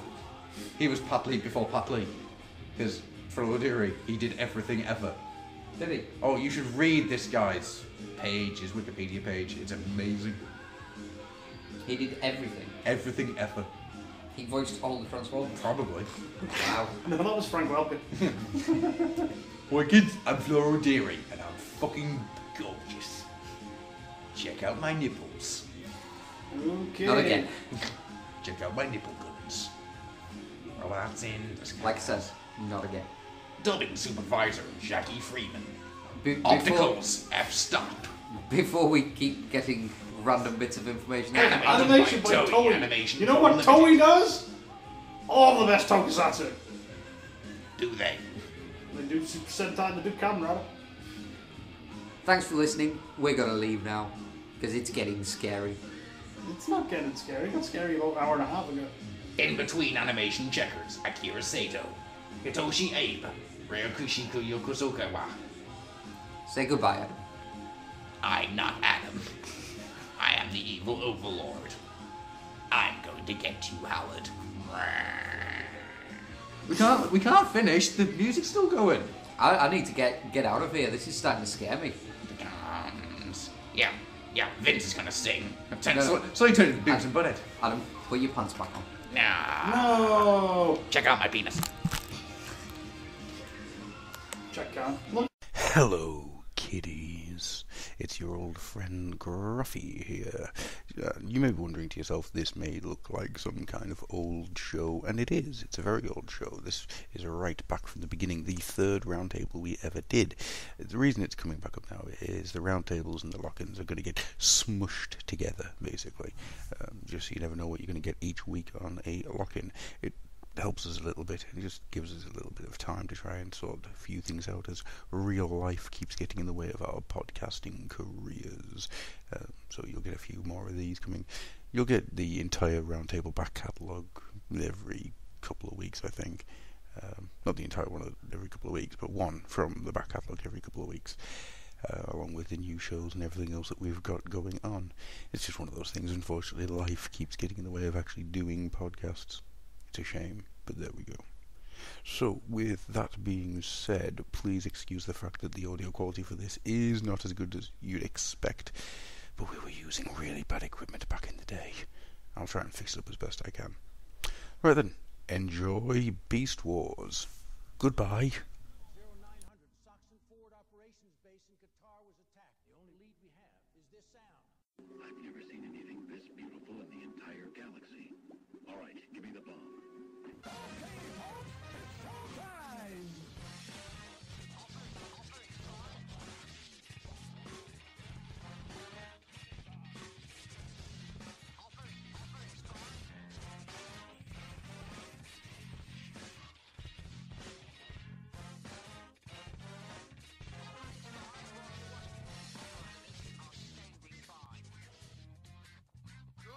morning, good evening, good night, good day, good afternoon, and other parts of the day, no matter where you are. We are back with yet another old oil house roundtable discussion. And I'm not alone. I am not. This is Grufflock, and with me today is... It's Stu. It's Dark Ages. And on the other side I've got... Chaos Envy. AKA... Chaos Envy. AKA. We're going to do this every time, aren't we? It seems to have turned into a running joke. Chaos Envy. Otherwise known as Rob. We've got some fun stuff for you tonight. Well, actually, that's a lie. We've got some in stuff. fairness, we have fun stuff. We have beer. Yes, we have a unnamed brand of beer. And we're going Which is a king! Thanks to our buds in the drinks business. Thanks to our live studio audience. Woo! Welcome. Woo! Audience is the best! That was our live studio audience. In case you've ever wondered, we are filmed before a live studio audience. Audience of one, but it's still a live studio audience. And we have not brought him here against his will at gunpoint. Those charges are completely unfounded. It wouldn't be very wise of us to do that, would it? No, it wouldn't, bud. Wise, bud? And we're off. The first thing I want to talk about before we go into the main meat of the show tonight is, I don't know if anyone's noticed or not, but we have a competition running on the site. Yay. The Cyber Talk needs a new name because the name that we've given it is rubbish. We have a thread on the forum at www.oldoilhouse.co.uk where you can go, give us some names, and we'll choose the best of them. And then we'll put them up in some kind of person-to-person death match. Brutal. Brutal. So, is there anything else anybody wants to bring up about the site? No? Sign up. Please. Yeah, more sign-ups. We've had plenty of people downloading it. I just need more people to actually sign up. We need to know that people care. We need to know. We need to make Adam think he's popular. We need to know. Feed my ego, damn it! Feed it! We need to know what kind of insane people download and listen to us. Hi, Dead Metal. Hello. Hiya. How are you doing?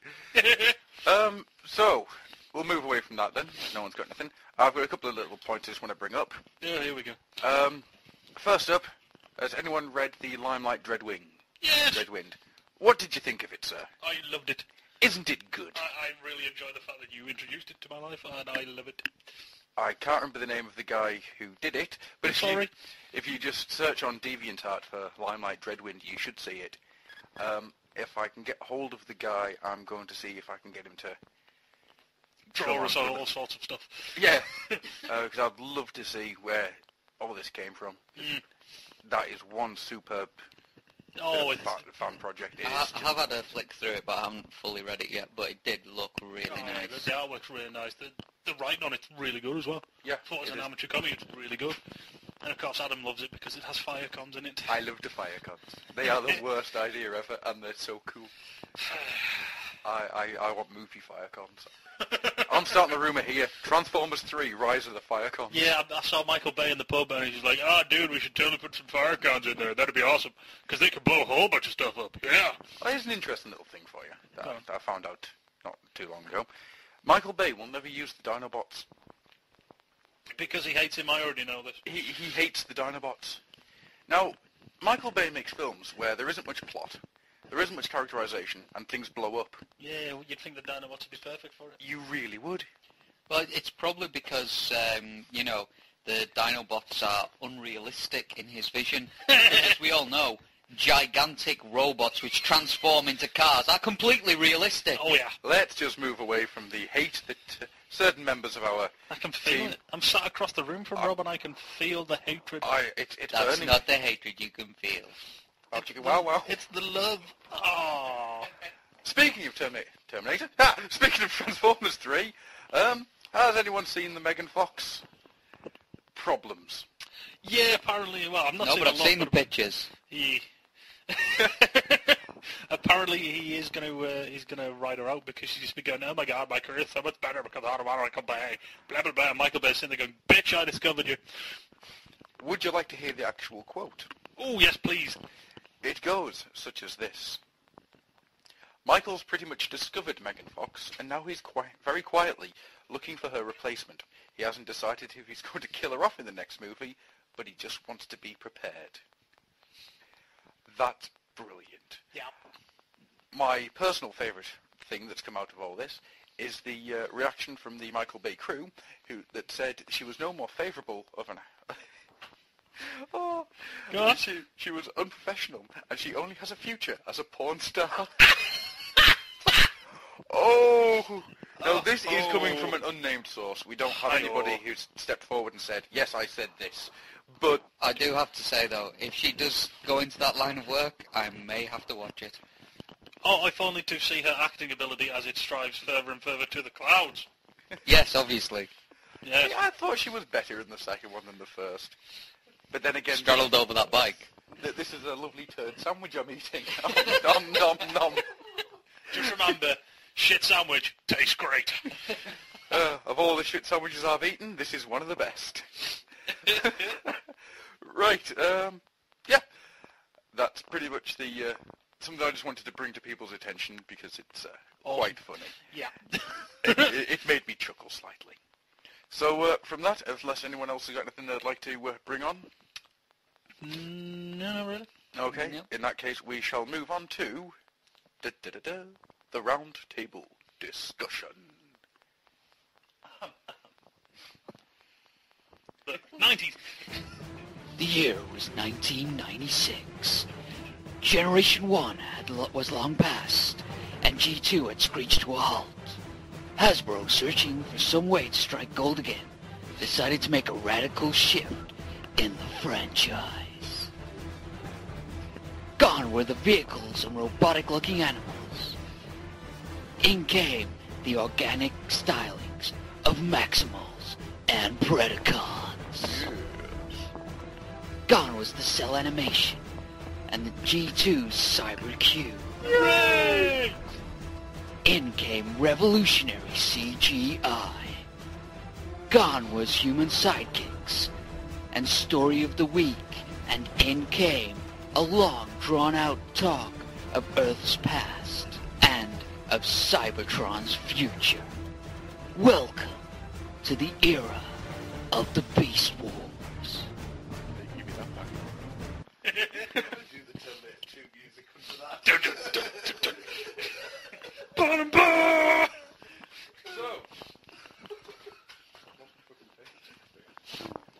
So that's right, kids. We're doing Beast Wars. It's the Beast Wars Roundtable. Hoorah! Now, I'm going to start this off with a simple question. I'm going to ask it to everybody, except the audience.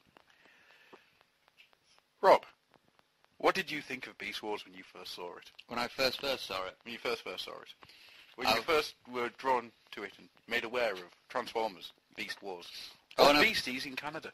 when I first saw it, it was when I was, I was somewhere and it was on TV randomly, and I remember seeing it thinking, what the hell is this? It's robots who have animals' legs glued to their backs. And it was, I was kind of disgusted by it at first, because it was like, this isn't Transformers, this is some abomination. And then I found myself actually watching the entire episode.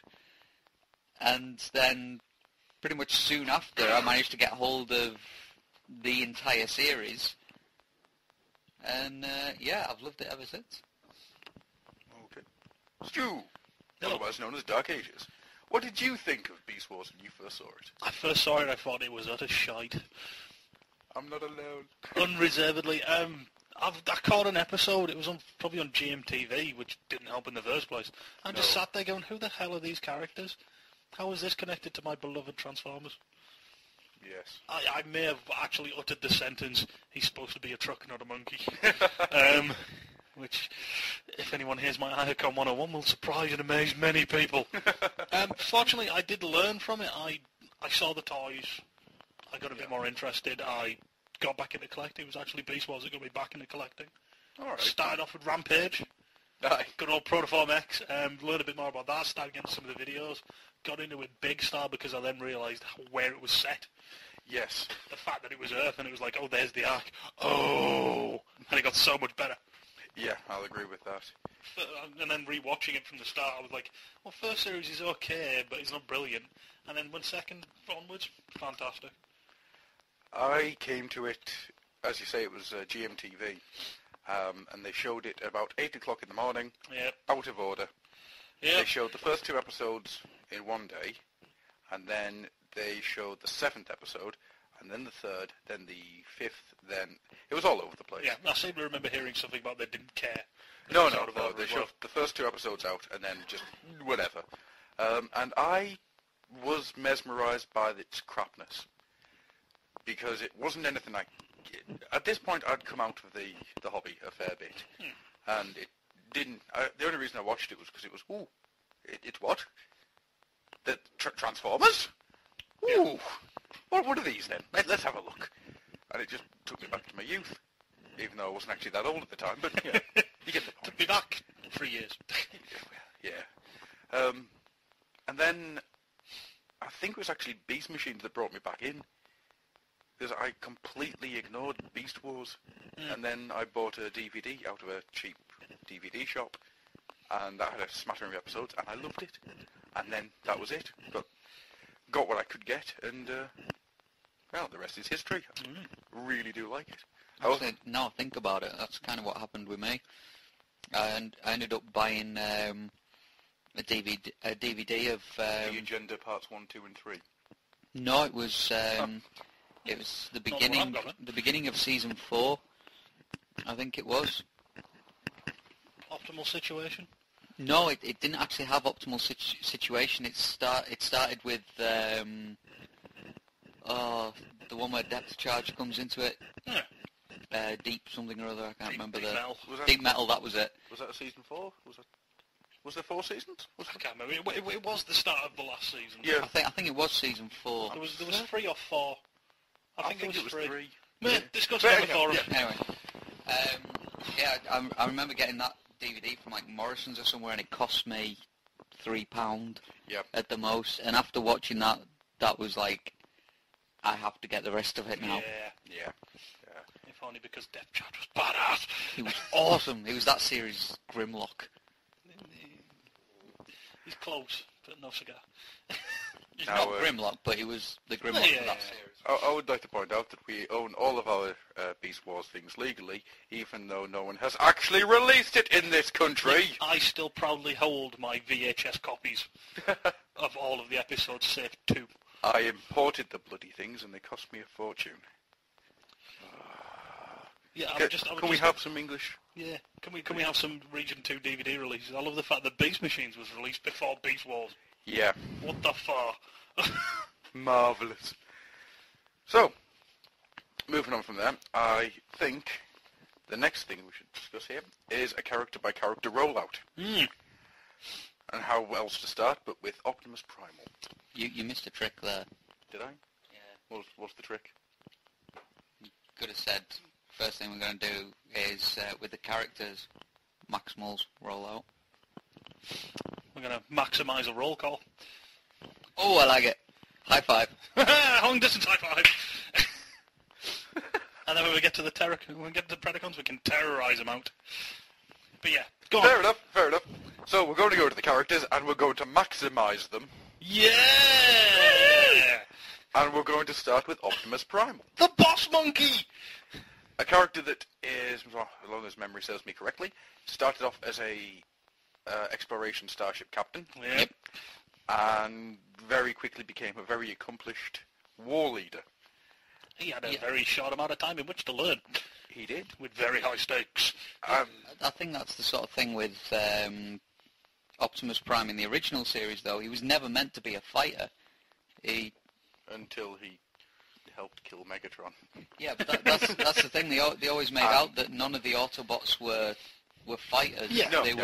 They were other things. They had to learn how to do it. I mean, okay, you get the inkling that they've had a bit longer to do it in the original G1 stuff, but still, it's a case of... Well, it's they between were 1984 and 2005 until Prime decided to turn to a truck and just run everybody over. Yeah, but you got to think about it. That they're all these badass fighters. They've just never done it before. Yeah.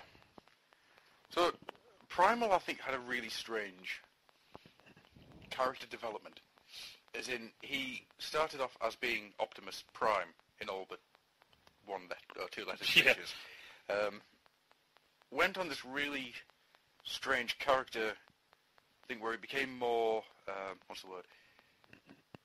he was a lot more hands-on than Prime. Yeah. Until he became Optimal Optimus and was just a big Prime. Yeah. Which is still awesome. Oh yeah, I'm not saying anything bad about the character yet. I must admit, I did get a little annoyed with the fact that he had a mouth when he was so obviously supposed to be an Optimus Prime. Yeah, but he wasn't But then, Prime. He was somebody who'd taken the name Optimus. yeah, Like a tribute. I like that, but And I did like the the he did have that faceplate who would just slot in when it Yeah. was a big fight. when he went into battle, it kind of like went over like battle armor. And I that was just really like, like yeah, that he's little really kind kick-ass, of yeah. that little nod to the original Prime. It's actually quite strange that Optimus Primal was one of the first things that turned me off Beast Wars when I first saw it on GMTV. For a start of it was Optimus Primal. Really? Yeah. Yeah, I must admit the name did grate me a bit. And 'Cause then he was the only one that was named more or less on a previous character. Yeah. You had But it Dinobot, was, but that was a group more than a name. But yeah. Dinobot was badass from day one. So And then of course you had the thing of he's taken the name Optimus Primal as a tribute. Really? But he wasn't a monkey at that point. God damn it! It doesn't make any sense. yeah, it's a bit sort of iffy with the names, but we can. Yeah, but past let's that. face it. It's not as if most of the other Transformer names actually made sense. Hot Rodimus makes perfect sense. His name's Rodimus. He's hot. Anyhow, don't look at me like that. Stop grasping at straws to hate this guy. I hate Let's Optimus carry on. Prime. Is there anything else you want to say about Primal? I just think there's a brilliant line for him in Optimal Situation. He's just got his new body and he's changed his jet mod, he's flying off, and it was I think it was Rhinox or Rattrap's just like Rattrap. yeah, it's just like wow, he sure learns a new body fast. No, Yeah, he no, it goes was- through enough of them. It was Cheetor who said, Big Bad learns a new body fast. And Rattrap turns around with he changes them often enough, and you get a lovely little... Because that's his third form, you've seen. Fourth if you count the one on the ship. Yeah. I do Come love the fact on. you get the little in the background as well. Bless him, I love the fact they never avoided doing little funny things like that, but we'll get to that later. Yeah. Who's next on the Maximal roster? I would like to say, though, Yeah. the episode where the botch giving him a coward virus and it turns him into a berserker. That that's metal. is genius. Oh, what's the episode where Quick Strike takes over his mind? Oh, And you start having Optimus talk with his southern accent. come here, Cinnabon! That was brilliant. That was cool. The next character we've got is Rattrap. We're all gonna love die. Rattrap. The guy that does his voice, is he just paid to say the one line over and over again? Because most of the characters that he voiced go, we're all gonna die. Waspinator, no like monkey spot. Scott McNeil. Yes. Yeah. Who did most all of the people in Beast Wars. Seriously, you should look at his IMDb. Shocking. It's impressive. I love Scott McNeil. It's almost That's like they've awesome. gone, crap, we need 5 more voices, quick. Get Scott McNeil. Dude, we need 5 different voices. Yeah, I can do 15. Even better, sack everyone else. You're voicing an entire Do I get a series. raise? He was the No. bad guy in the second Scooby-Doo movie. This still baffles me. But anyhow, yes. Rattrap. Yes. Brilliant character. From the word go, Rattrap is awesome. Because it's nice to have somebody there who will turn around and go, this ain't going to work. Yeah. This ain't going to be all cheery. But on the other hand, he's got one hell of a talent set to back him up. Oh, God, yes. It's, is it Better Mousetrap? Yeah. Yeah. He's like a spy/demolition dude, isn't he? Yeah. He's nuts. Oh, their entire episode was just superb. Watching him, I mean, even just the sight of a giant rat on a surfboard is funny. It shouldn't work, but it does. Oh, Yeah. God. And he had that awesome episode, can't remember which one it was, but the Preds are attacking and he's behind a rock as Rampage goes by and he just gets one of the charges from his arm and he throws it and he's like, pop goes the, and then it's just boom, Pred. I'd say it's better than that. It's crab cakes.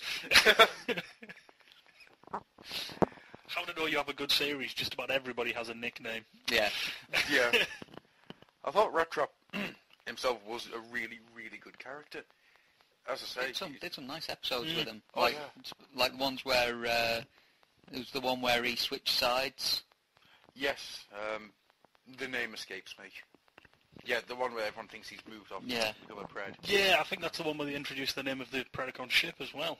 Or it is alleged to be, because Megatron welcomes him to the dark side. That's right, And it yeah. started, does that mean the dark side of being a bad guy, or does that mean that's the name of the ship? Mm-hmm. I quite like the idea it's called the Dark Side. Yeah. Yeah, I like that. The Axelon and the Dark Side. Yeah. Anyhow, before I completely derail this train of thought, Rat Trap, I thought, out of all the characters in Beast Wars, had the most rounded personality. That's not to say that any of them didn't, but you could pretty much put him in any situation and he would act like Rat Trap. Yeah. Not act like somebody writing Rat Trap. And it was something I thoroughly enjoyed about the character. Yeah. And the accent was perfect. Oh, superb. Just this kind of this sort of Brooklyn-esque accent going, I don't want to be here. And it was so good, he turned up in Transformers Animated as Rattletrap. I love Rattletrap. Best torture scene in Transformers history. And I bet you there's not many of them. Rhinox. Right. All I'm going to say, and all we need to say about Rhinox, chain guns of death. Oh, yes. He had the best guns. And then he had two of them as well. I'll take one awesome gun. No, actually, I'll take two. Were Buzz Death. I just like the fact that he was one of the ones who he really, really never wanted to fight. He was more kind of, ooh, I'm on this new planet. Yeah, let's take some explore. scientific readings. And then it's like the Fred's come around the corner. He's like, no, there's no other choice. I loved the fact that the big meaty guy was not the pacifist, but he was the most gentle, well thought out. I know there's one episode where he's just sitting in his rhino mode in a field of flowers, just going, oh, these smell nice. Mm. On the other hand, the character of Rhinox was, once again, it was a really well thought out, well put together character. It was a nice change from the status quo as well, because generally the biggest hardest one is the one big who's dumb guy. Yeah, he's the one whereas he's ready to the fight. scientist. He's the one that goes, yeah, I've made this defense system. It's called Sentinel. It's the dogs. Well, that was it. They're all from the original cast anyhow. They're all from a scientific background. None of them are actual warriors. Yeah. And apart from Cheetor, they all come across as being explorers and scientists. There's a bit of knowledge behind them. Yeah. Oh yeah, and it's something I thought was quite interesting that it continued throughout the series as well. It stayed there. I also like the fact that they played very much on the Rhinox's Primal's best friend. Yeah. Yeah. Oh Obviously yes. that played even better with Beast Machines, but we'll get to that Oh later. yes. Well, actually, speaking of the Beast Machines, I think we should quickly have a little chat about Dark Design. Is it Dark Designs? Yes. The Dark Rhinox. Which still amazes me that Hasbro never produced a repaint. It seems like one of the most obvious. Yeah, shocking. It was quite awesome to see the fact that he was evil for one episode and nearly took over the Predacons. Yep. That in itself was just beautiful. Well, it's the fact that Primal hears about it, he's like, oh, it's made him evil. They're in trouble. We'll go get them in a day and a half. So moving on from Rhinox, Cheetor. Who wants to take Cheetor? I feel there is the following to be said about Cheetor. Cyber puberty. Yeah. I'm sorry, but the character of Cheetor I kind of liked in the fact that... Does he remind you of Hot Rod? No. In a sense, but he was... He is that younger guy. Yeah, that he was like the ensign, Yeah. you know. Yeah. He was like the guy who this was his first time out in space. I know you said ensign, but I heard Enzo. And I'm gonna hit you. He is the Enzo of the group. But he's the one who he's like he desperately wants to prove himself. He takes any and all opportunities to start a fight. Hey, there's a Predacon. I'm going to go beat him up. Oh, I'm dead. Yeah, he'll rush off into any situation just to try and prove that. Yeah. You know, he can handle himself But then, as well the series went, as he went through, strangely through his transmetal forms. Yeah. He did grow up that bit better. He By the did. time he got to transmetal free, he's very cocky of his abilities, but he's railed it back a bit. Yeah, it was. I mean, the whole cyber puberty thing was just a bit. too much. I think but, it was a nice touch to a certain extent. Yeah. But it was nice to see that, you know, even before he actually started changing forms, he did actually start sort of calming down. Yeah, he was starting to grow. He was starting to realise that it's not all fun and games. And Yeah, that yeah, big and he T-Rex over there is going to eat you. There was the episode where they built a teleporter that got them into the Predacon base. And it's like, you know, I can't remember what series that was, but it was the fact that he was actually going to listen to Primal until Dinobot talked him round. It was the fact that he'd actually decided to listen rather than just run off and do it anyways. You know, I thought that was quite cool. Oh, yes. Showed a bit of development. Well, speaking of which, shall we move on to Dinobot? Oh, please. Oh, Awesome. I'll let Rob start the character off, I think. Let the bumming Dinobot, commence. it's all yours. Oh, Dinobot was awesome. Just the fact that, you know, he wasn't as scared of anyone. Nope. He walks out of the ship and just screams at Megatron for taking him to the wrong planet. And then feels free to start on him. Yep, that's it. Challenging you. What even had 2 minutes? And- And fight. And then the fact that because he's lost to Megatron, he goes straight to the Maximals I'm and gonna challenge challenges you. them. I want to be for a leader. He's brilliant. He had a very kind of,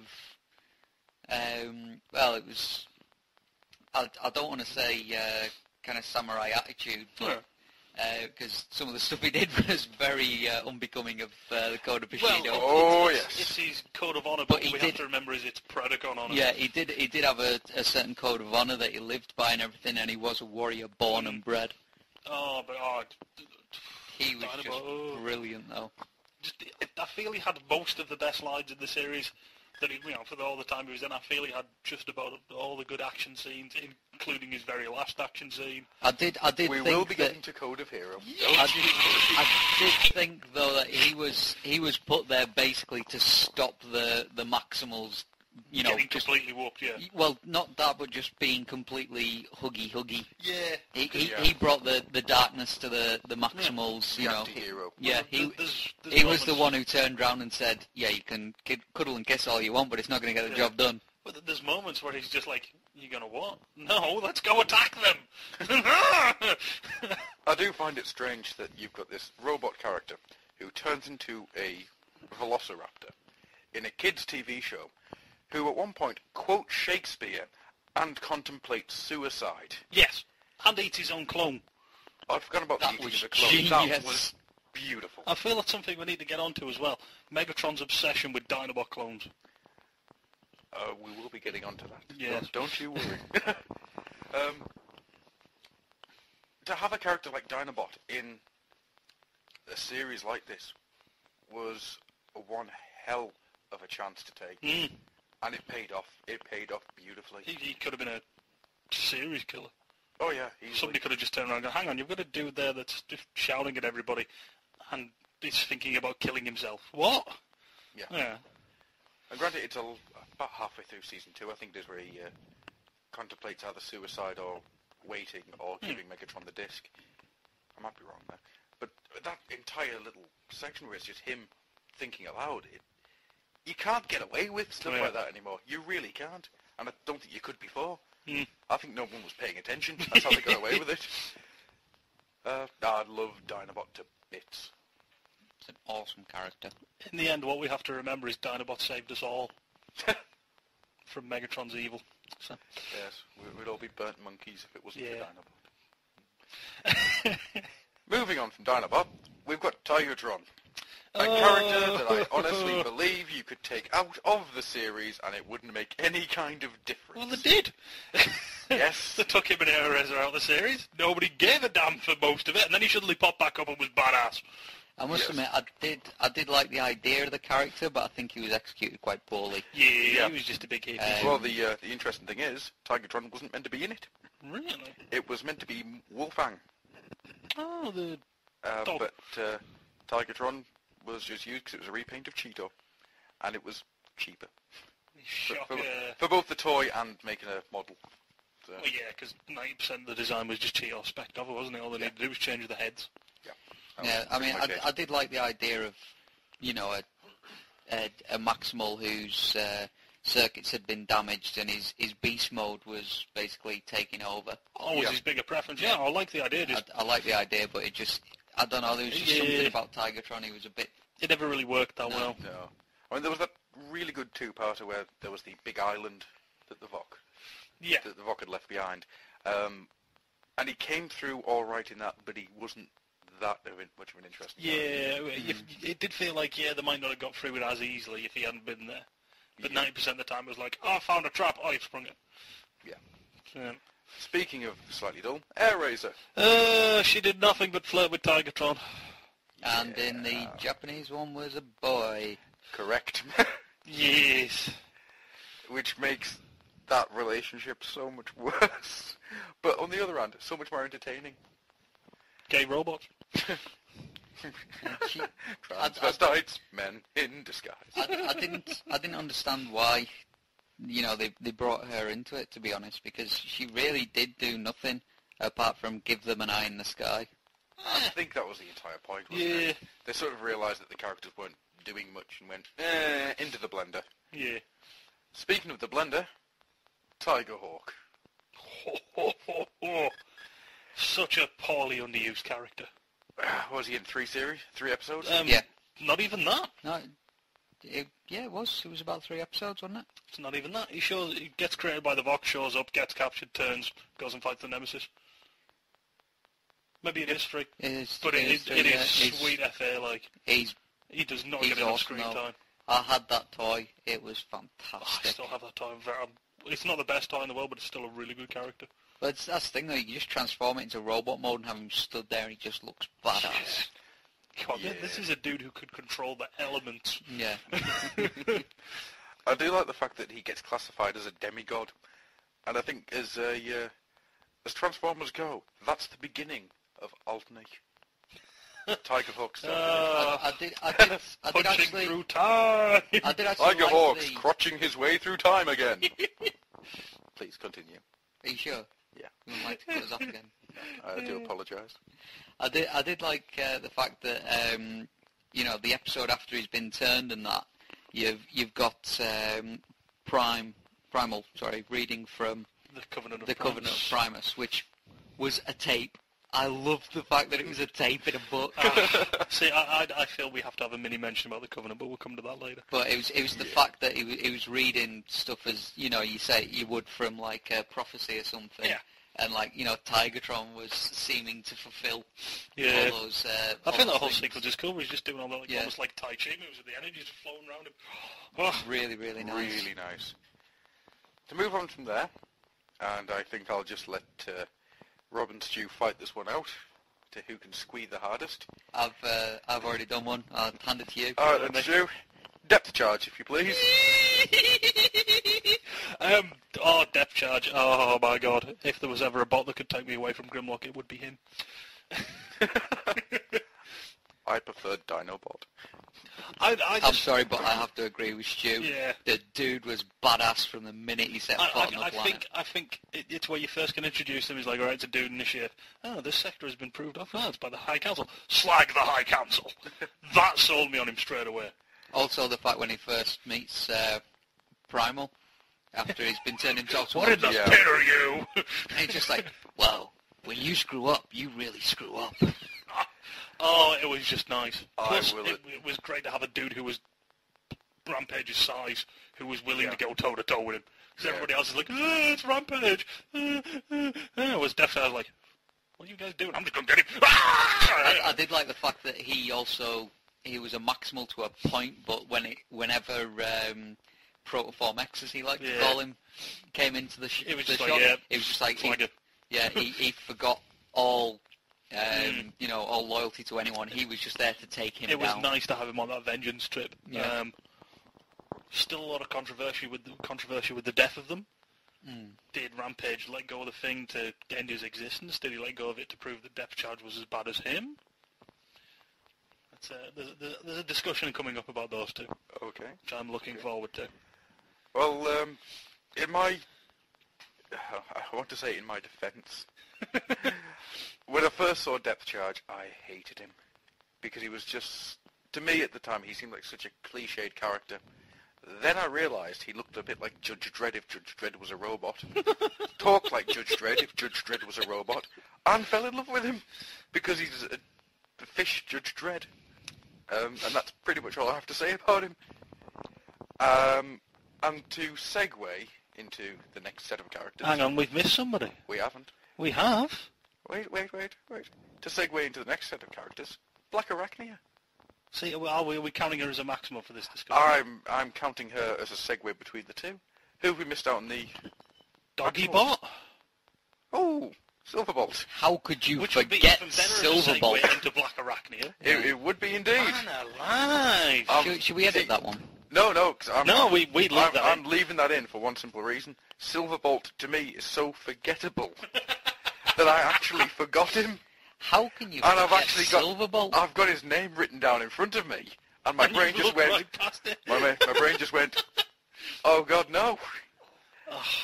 It's not that he's a bad character. He's not. He's a really, awesome. really good character, and he's got some great, great lines.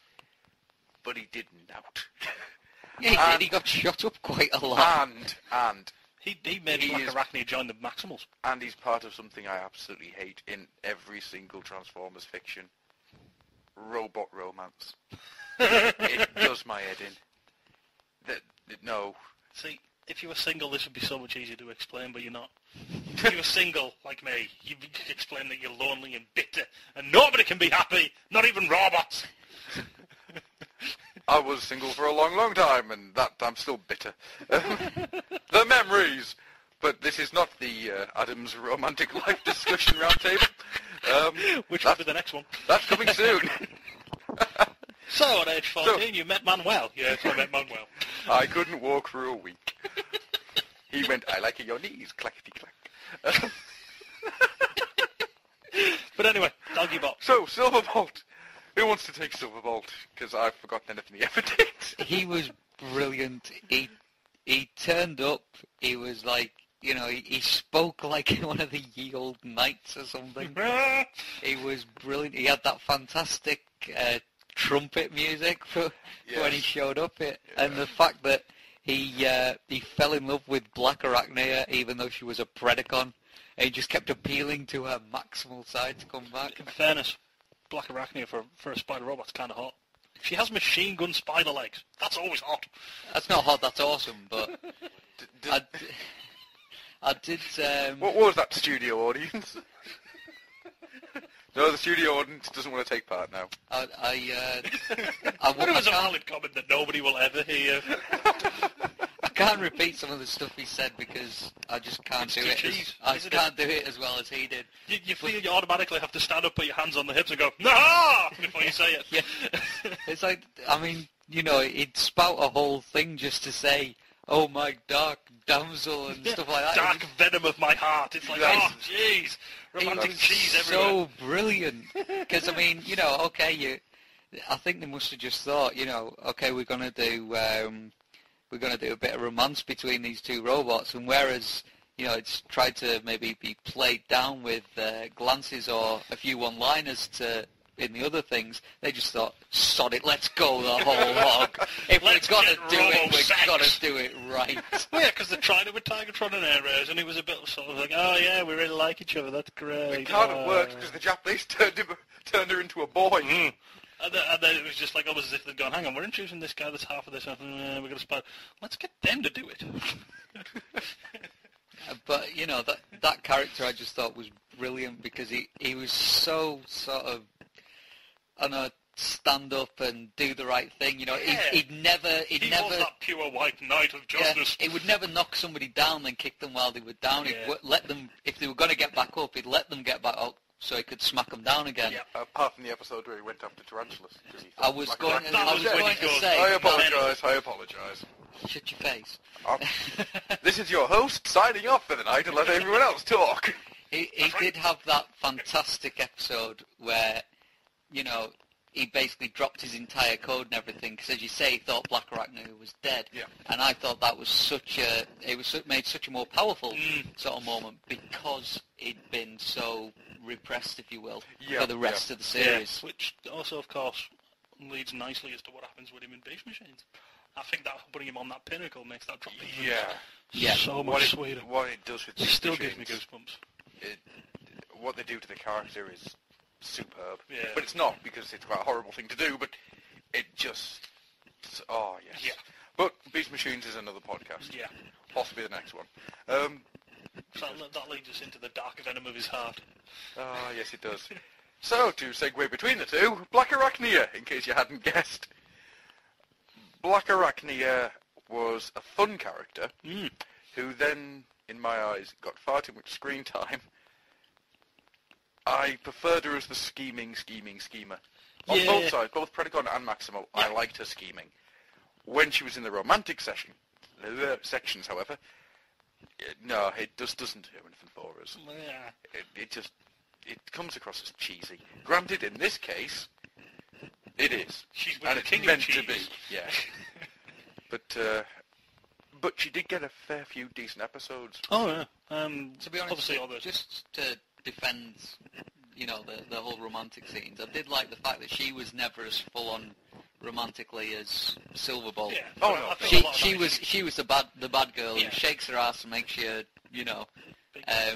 drool and, do everything for her, fix a stereo, hook up a TV and all that kind of stuff.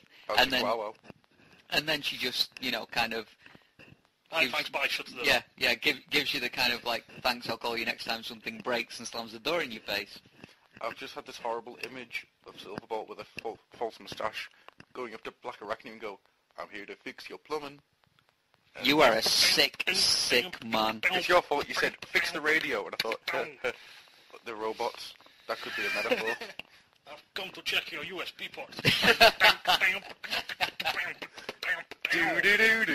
Do. Was it good for you? God. Yeah, in the USB drive. At least it wasn't a floppy drive. That's it, ladies and gentlemen. Quote of the night. It is hard drive or nothing. So, should we move on to Megatron? Oh, we've got to. You need to edit that out. I think... Do we? Yes, you missed another one. I'm ashamed of you. Oh, who have we missed? No, not missed a character, you just missed another trick. Like, with the Maximals introducing them, he missed a... Oh, do you want to shout it for us? No, I was going to say, you missed a... Let's move on to Megatron. Yes! Oh, that's an edit. Terrorize. So, Megatron. Or as I like to think of him, the bastard son of Barney. Come on, they made him a purple They were going to make him a T-Rex. They made him purple on purpose to get at Barney. So I think he's his illegitimate love child, and he's fighting back at his father by trying to take over the universe. I just like to call him the Big Meg. Even though he's smaller than the actual Meg, he's just awesome. And unlike the Generation 1 Megatron, this Megatron has plans that work. Beyond, let's steal that power station. No, let's go back through time and try and mess with timeline itself. And then he turns into a big robotic dinosaur and goes slightly off the deep end. He's brilliant. Then he turns into a big robotic dragon and goes further off the deep end. All we need to know for that further off the deep end bit is the trial, where he's there with the gavel and the whip. Yeah, that is brilliant. That's all we need to know about how insane he has gone. I have another way of pointing this out. You know how insane he is? He has a rubber duck. In his CR chamber. First time I saw that duck, that is just... Now I love it. The Beast Wars Megatron is a pimp. Because he sends his bitches out to do his work and he just sits in a hot tub all day with his rubber ducky chilling like Scarface with a big screen TV. Where's my money, Black Arachnia? Yes. Although, they did have a fantastic line in one of the episodes. He has a fantastic line in every episode. Pretty much. I'm continuing with the whole thing of him being loopy. And the fact that he says he's talking about something, he just does the classic, yes. And then Black Arachnia turns around and says, why are you always talking to yourself? And he just turns around and says, well, considering, it's something along the lines of, considering who I'm with, if I want Considering the present company, it's the only way I can get intelligent conversation. Yes. I love him. Also another sign of his loopiness, Transmetal body had roller skates. That And he would brilliant. happily skate round the dark side. It's the way his little arms would go in robot mode, where he would just say something quite evil, and then his little arms would quite camply just tap together. And he's just fantastic. And up until Transformers Animated, he was my favourite Megatron. I must admit, got like... the voice, the plans, the power, yeah, he's just brilliant. some of the stuff he said, like, there was one of the episodes where he was, it caused some distraction to get the Maximals out of the base, and he just stood there going, "Ah, yes, the Maximal base, there for the asking." And Quick Strike's just there going, "Oh, I didn't think we were going to ask for it. I thought we were just going to smash in there and take it." And Megatron just kind of casually looks and, okay. Yes, still the best. Or He does vie for best Megatron with the animated one. the line that got me stared at strangely in the street. I had it on my phone as a message tone because it was genius. It's just when it's the first 2 episodes, I think, where they all meet up. And you basically got on one side of a ravine, you got the Maximals. On the others, you've got the Predacons. And Cheetor shoots him, and he kind of goes, "Oh, how terrible!" Shooting someone from behind, and then he just kind of looks at him and goes, "I like you, pussycat." Yes. I love the fact that he kept calling Cheetor pussycat. Yeah. Well, that's the It was thing, though. I had that on my phone. It went off while someone was walking past me, and they just looked at me so strangely. It was brilliant. That's the thing, though. I mean, David Kay did an absolutely fantastic We love you, David job. Kay. We love you. But not as much as Adam Ruff's Nick Rouge. But that's for another time. I hate the Perrier. Why do I invite you back? I've got an audience now. I can get them. They won't come. But I can ask them. And then sit in my room crying to myself. All alone, cradling your Nick Roach doll you have sculpted yourself from his hair you have stolen from his bin. It's just you and me, Nick. His hair and my snot. Sexy. Is there anything else anyone would like to say about Megatron, you pack of bastards? Just that he's awesome. Yes, had some very far-reaching plans, which Yeah. even if they didn't, I think all the way up until the very end where Cybertron showed up, he had a plan for everything. Oh, yeah. Yeah. And even when he did run out of plans, he instantly went, Tarantulas will have had some plans. Yes. Bang, and there we go. Nemesis. And even at the end of it, he still kind of wins the Beast Wars, which is something that, to this day, still shocks me. Oh, yeah. That And they then actually obviously, managed to do that. yet again, Beast Machines, he goes mental, which is even better. But he's not even off the deep end anymore. There isn't an end to jump off. Moving from him, we're going to go to Scorponok. This was something that really, really annoyed me when I first saw it. Because you had Megatron say, Scorponok, do something. I can't remember what it was. And I just went, ooh, oh. I must admit, even... Which is the second time now, twice now, Scorponok has disappointed me. In that, and T.F. Ruttifer, yay, it's Scorponok! Oh. To be honest, I only ever had one comic with Scorponok in it. It was one of the Transformers annuals. I didn't really know much about the character, but I knew enough to know that he was big, he was hard, and you didn't mess with him. If it's the one I'm thinking of, it's where he's fighting Highbrow, and Yeah. Highbrow steals his head. He rips his head off, yeah. Yeah, nobody did that with Headmasters in the US stuff. Somebody steals his head, he's fucked. But it was just the fact that,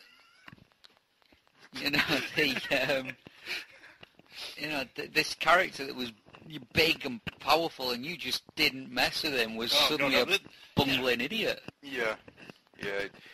All he was a target. Yeah. But much like Pterosaur...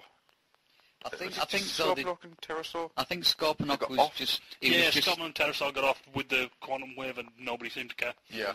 I mean, Scorponok, I think the only reason they called him Scorponok was because they were making a scorpion. Yeah, probably went, thing, well, that's and just went, name the view well, before we use that. Yeah, it's basically the toy of someone called Scorponok was made. Hasbro kept the rights. Yeah. ta-da, and they just shoved him in. Going from him, I think we should go to his fellow deathmate, Pterosaur. He showed potential. I like I did actually like Pterosaur. I thought he was quite cool. He kind of had a Starscream potential. Yes. Because he was always kind of plotting behind Megatron's back. But that's maybe why they offed him, because maybe somebody went, dude, this is completely like Starscream and Megatron. Maybe you shouldn't do it. Possible, but I think they offed him because the cast was getting bigger.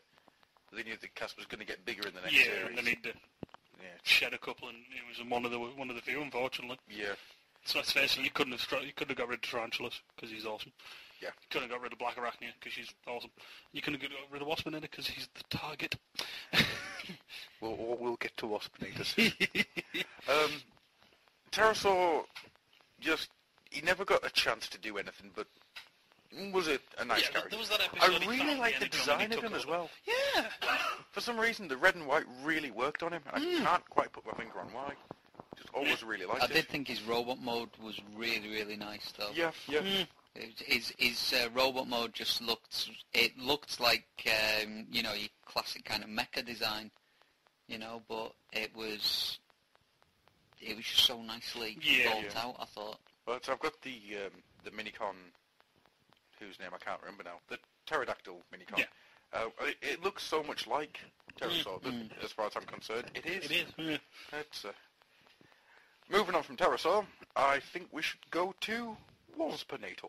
He was so cool. Poor Waspinator. You just felt so sorry for him. How could you not? Yes. Every episode without fail, he's getting shot.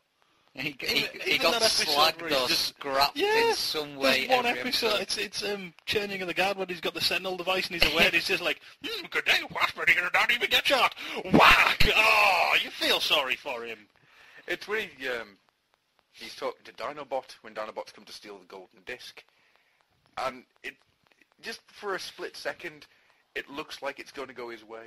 Waspinator thinks that something good's going to happen to him, and then he gets thrown into a big electric field thing, blown to bits, and Dinobot makes off with the golden disc. And that's after he's dragged his cube form to a CR chamber with his own hand. There is one of the most brilliant lines where Megatron says to him, go salvage Inferno and quick strike or something. He flies up going, oh, they get scrapped. Waspinator have to go salvage. Waspinator gets scrapped. Nobody salvage Waspinator. That's it. Why universe hate Waspinator? Exactly. The universe hates Waspinator for no good reason. And at the end of the series, though, where he ends up like ruling over the humans. He's like, Waspinator happy. And then, of course, you found out that didn't last either. No. You felt so sorry for him. Yes, you did. It was one of those things of at the end of it, you were just like, I'm happy that he's ruling the humans. Good on you. So, the next character in the line, Tarantulas. Oh, that was just freaky. As Tarantulas is. For that, Tarantulas is you awesome. could lead us into Tarantulas. Oh, Tarantulas is so freaking awesome. I love the fact that within his group he does have this plotter that plots almost as well as Megatron. Yes. And has his own agenda with the Tripedicus Council. Yeah. Maybe something to do with Unicron. It was never fully confirmed. He was that was something I was Unicron thinking too. spawn, but never confirmed. But he was just awesome, and his Transmetal form was the dogs. Oh, yeah. I still love that figure. He looked He fantastic. turns into a bike. Spider bike. And the fact that he took it, he was like, yep, I'm a bit mental, right, I'm a spider now. Yeah, I'm going to start drinking the blood out of things, because that would be cool. Nom, nom, nom, nom, nom. Hell, even his fingers were evil. He had 3 fingers, and they looked evil because they were clawy. And his mouth was the same. He had the little bits on his mouth going. Organic bit with the metal bits on his mouth. Oh, he was just purely awesome. Machine gun shoulders. yes. I could just keep reeling off cool things about him. I think you should give Rob a chance. He was a really nice character. I like the fact they had the scheming character whose schemes actually worked, unlike the Starscream or Pterosaur character. Yeah, they were always getting off backwards. Who schemed, and you always knew that they were going to get found out and punished. Tarantulas was one of the ones who was, he schemed, but he schemed on a whole other level. Oh, yes. Well, come on, this is the guy that in his part-time, while he just as a hobby found the Nemesis and got it working again. Yeah. I'm bored, what shall I do? I know, I'll rebuild the Nemesis from what rubbish is there. Oh, look, I've done it! I did like the fact that he turned out to be like a double agent or something. It was just, you could just see it, yeah, that works. Oh, just yeah. because of, the sort of bastard character Part he was. of the Predacon secret police. Yeah. Yeah. It was a really nice character, but I wouldn't say that he got too little screen time or anything, because I think the fact, just right. Yeah, I think the fact if he'd had more or anything, it would have spoiled the character. Yeah, it would have overshadowed Megatron and his players. It was just in times that he'd just show up perfectly, and he would just be there almost as an observer. Like the Tigatron Megatron fight, he just shows up and takes Cheetor out, doesn't he? When you get to how far-reaching his plans were, his body gets blown up, but he's kept his mind in Black Arachne's head. That's kind so of cool. That's kind of on the lines of Batman, that with the whole thing of, I'll put a transport pad in the middle of the Arctic Circle in case I'll need it. Yeah. I'll repair the Nemesis just in case this doesn't work. I'll, try and take the powers of the Vok in case this doesn't work. Because that turned out well, didn't it? But even then, with the cartoon, with the comic fiction afterwards, he did turn that to his own advantage. Yes. Which just was perfect. I had no problems reading that. No. I was like, Tranch just took the powers of the Vok. Excellent. And I think from there, we should move on to Inferno. Yeah, my queen! I love Inferno like nobody's business. I love the fact that throughout the series, Megatron was always my queen or royalty. Royalty! Even when he was like, I wish you would stop calling me that. Yes, my queen! It was quite weird because... For the colony! Bad Maxima! Oh! He's awesome. It was such weird. A comedy character. The first time I came across the character, I just had this image in my mind of this bumbling, high-pitched idiot. I came back to it, and I just found this fire-obsessed nutjob. Yeah. He's a lot darker than you think. Like, when we were saying about Tigatron, how his beast mode's influenced him, with Inferno, his beast mode is taken over completely. Yeah. He thinks he is a fire ant, he just happens to be a fire ant who changes into a robot. Yeah. And Megatron is the royalty. It's just the fact, I love him when he starts burning stuff, because he's got this look of a real pyromaniac. Burn, Maximal! It's also the fact that on the shots where you'd see how he sees, there's a little ball of fire in the corner spinning away, and he's just like, ah! Also, possibly takes as much, if not more damage than Wasp and keeps going. Oh yeah, he's a double hard robot. I love his flight mode. Oh, see, I was going to mention that. When I bought that figure, I was with a bunch of mates, and one of my mates, when I seen him transform, went, "Wow, he's Mr. Spinny Butt." That's the thing, though. I like in one of the episodes when he gets absolutely, completely trashed.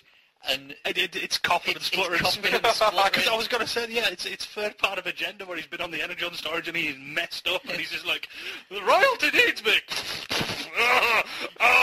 Probably shouldn't be standing. And he just kind of coughs and splutters and flies off in a random direction with it. It's brilliant. I did.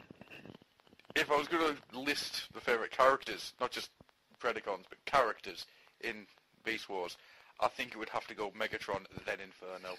I absolutely love it. Just, when he's the stenographer during the court case as well, and he just looks so serious. I really need to see that episode again now, and he's just cracking away. If you can work out which one it is, we'll put it up for a commentary. Oh, God, yes! I'll break out the VHS player if need be. I think I might have a Region 1 DVD of it, so... Yay! I'll dig out that's a definite. We have to do that one if I just sit there going, he's gonna So let's continue with what we have here. Because next up, we've got Quick Strike. Quick Strike! Quick Strike, to me, was a lot like Scorponok and Pterosaur. A pretty one-note character. But he was better. I don't know what he was better Quick than Strike Scorponok. I don't know what it is. I just appreciated Quick Strike a lot more, if only for the term sugar bot. And the fact that he voiced a character in Gundam, the original series, and it did the exact same accent. Right. So whenever I play the game and beat him up, I sit there thinking it's Quick Strike. And feel a bit guilty for a while afterwards. Quick Strike, he's stolen a Gundam and is trying to kill you. It's the fact that the guy says, "Did you just step on me?" And it's just like, yeah, that's just Quick Strike. Rob, if you He's eating crisps. would you like us for us to wait for you to stop eating crisps? No. I'll just eat while I talk. I can do two things at once. No, I don't know. I did like the Quick Strike character, but he's exactly what Megatron said he was in the episode of Royalty. Why did you not send me in first? Well, when expecting booby traps, send a boob in first. One of my favourite lines. He was there to take some of the heat off Waspinator. Yeah. Basically, he was there to basically get shot. He up. was kind of funny, but if he wasn't in there, then there wouldn't have been somebody with that accent, and we wouldn't have had Primal with that accent in the Master Blaster episode. Yeah, True. And because that just works on so many ways. I mean, he was a fun character. Don't get me wrong. Yeah. But he just The fact he that he didn't seemed bring to- a lot to the table. He seemed to have conversations with his Cobra head some days, I'm sure of it. And I know in one episode he gets messed up and the Cobra head's there trying to find his body. Oh, there it is! Yeah. Isn't there one episode where he gets knocked down and his Cobra head's there, it opens its mouth, the tooth falls off, and then falls down? Yes. Yeah. Although you never saw him cleaning the teeth of the Cobra head like you saw Megatron cleaning the teeth of his dinosaur head.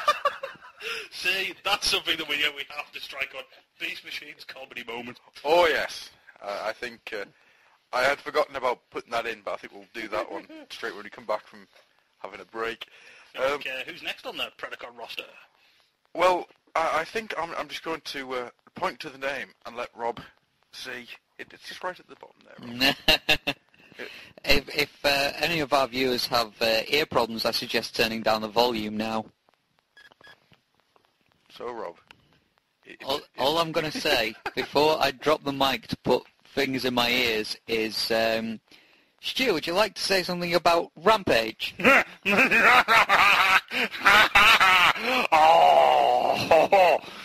Rampage? He's overrated. Carry on. Nah, man. I don't mean it. I don't mean it. Come on, Rampage has some really good lines. If anything, Rampage is the Hannibal Lecter of the Transformers world. Oh, yes. He is, yeah. Sitting there talking about tasting your fear. Oh, I love the fact that he kind of insinuates that he ate some of Depth Charge's friends. Yes. Yeah. I fully believe it. I don't even doubt that. I almost expect him to have chained Depth Charge through all and gone, I'm eating your friend Bob. Oh, nom, nom, nom, nom, nom.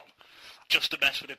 Yeah. I like him for his size. He's a big fella. He would, introduced And him. I love his backstory. The fact that it was Absolutely this love it. messed up experiment into Starscream's indestructible spark technology, which was a nice touch when I heard that. I did like the fact that it was a maximal experiment as well. Yeah. That they tried to then hush under the rug. Yeah, Primal, when you go buy this unabandoned plant, launch that thing there. And what, the thing with the big X? Yeah, launch that on there and don't go back for it. Okay. You get the idea that it was Big Convoy that told him to do it. We want rid of this. Throw it over there, little Primal. Basic words, we fucked up. That's right, we fucked up. But yeah, I just thought he brought a nice element of this near indestructible dude to it. Yeah. But then it also showed yet another side of Megatron scheming by the fact that he showed up and just went, yes, if you don't work for me, I'm going to squeeze this a bit more. And then shoved half of his spark inside Transmetal Dinobot. Yes. Yeah. Which was we need quite to mention as well. Which is quite funny, the fact that he didn't have the little ball thing to squeeze the spark anymore, so Dinobot did it himself. himself. Because he wears badass. I just think Rampage worked on some levels because you could chuck him into so many destructive situations, and he would then still walk out of it. Anybody else, you'd have to go, that would probably kill him. It's the episode where Rat Trap's in a little submarine thing, and you just see Rampage coming out of the water behind him. Oh, really well done. It was a bit interesting, I'd say, with a crab tank robot loads, but Yeah. it kind of worked, especially when you had depth charges there. As the foil for him, yeah. And obviously, as I said earlier, Rampage has a soft spot in my heart because he was the first figure I got in my new collection. Yeah. I loved him. Incredibly difficult to transform, though. Bit of a bugger. But nevertheless, I still love him.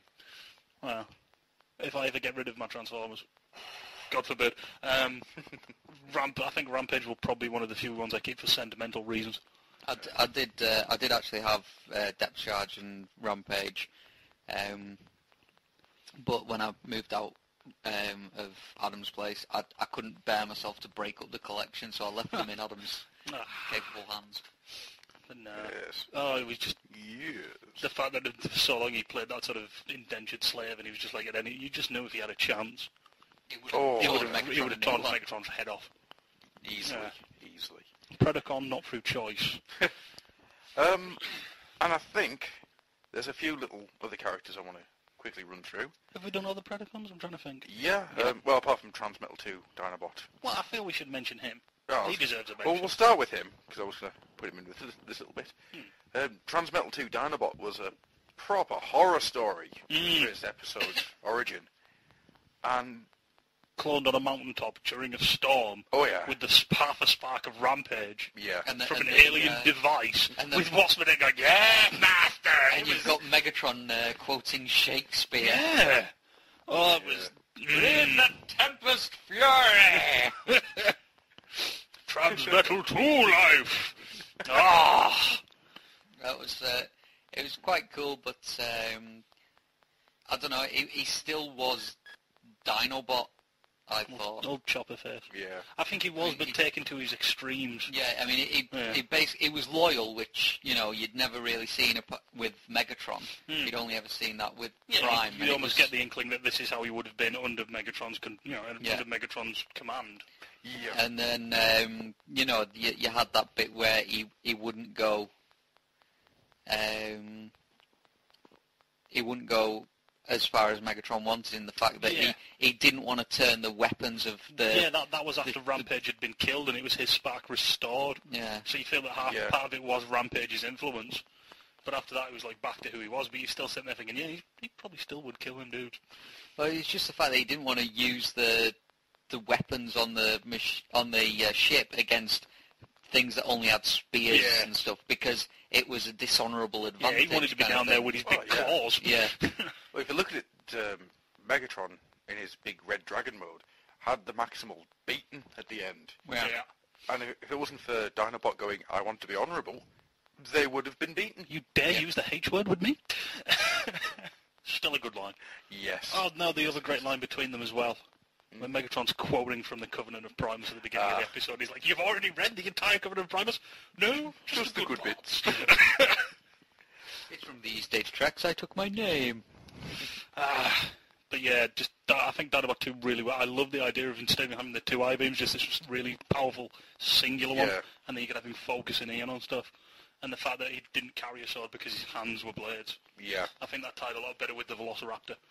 That's Very the alt much mode. so. It was just like, nishink. And moving on from him, I think we should have a quick word about Ravage.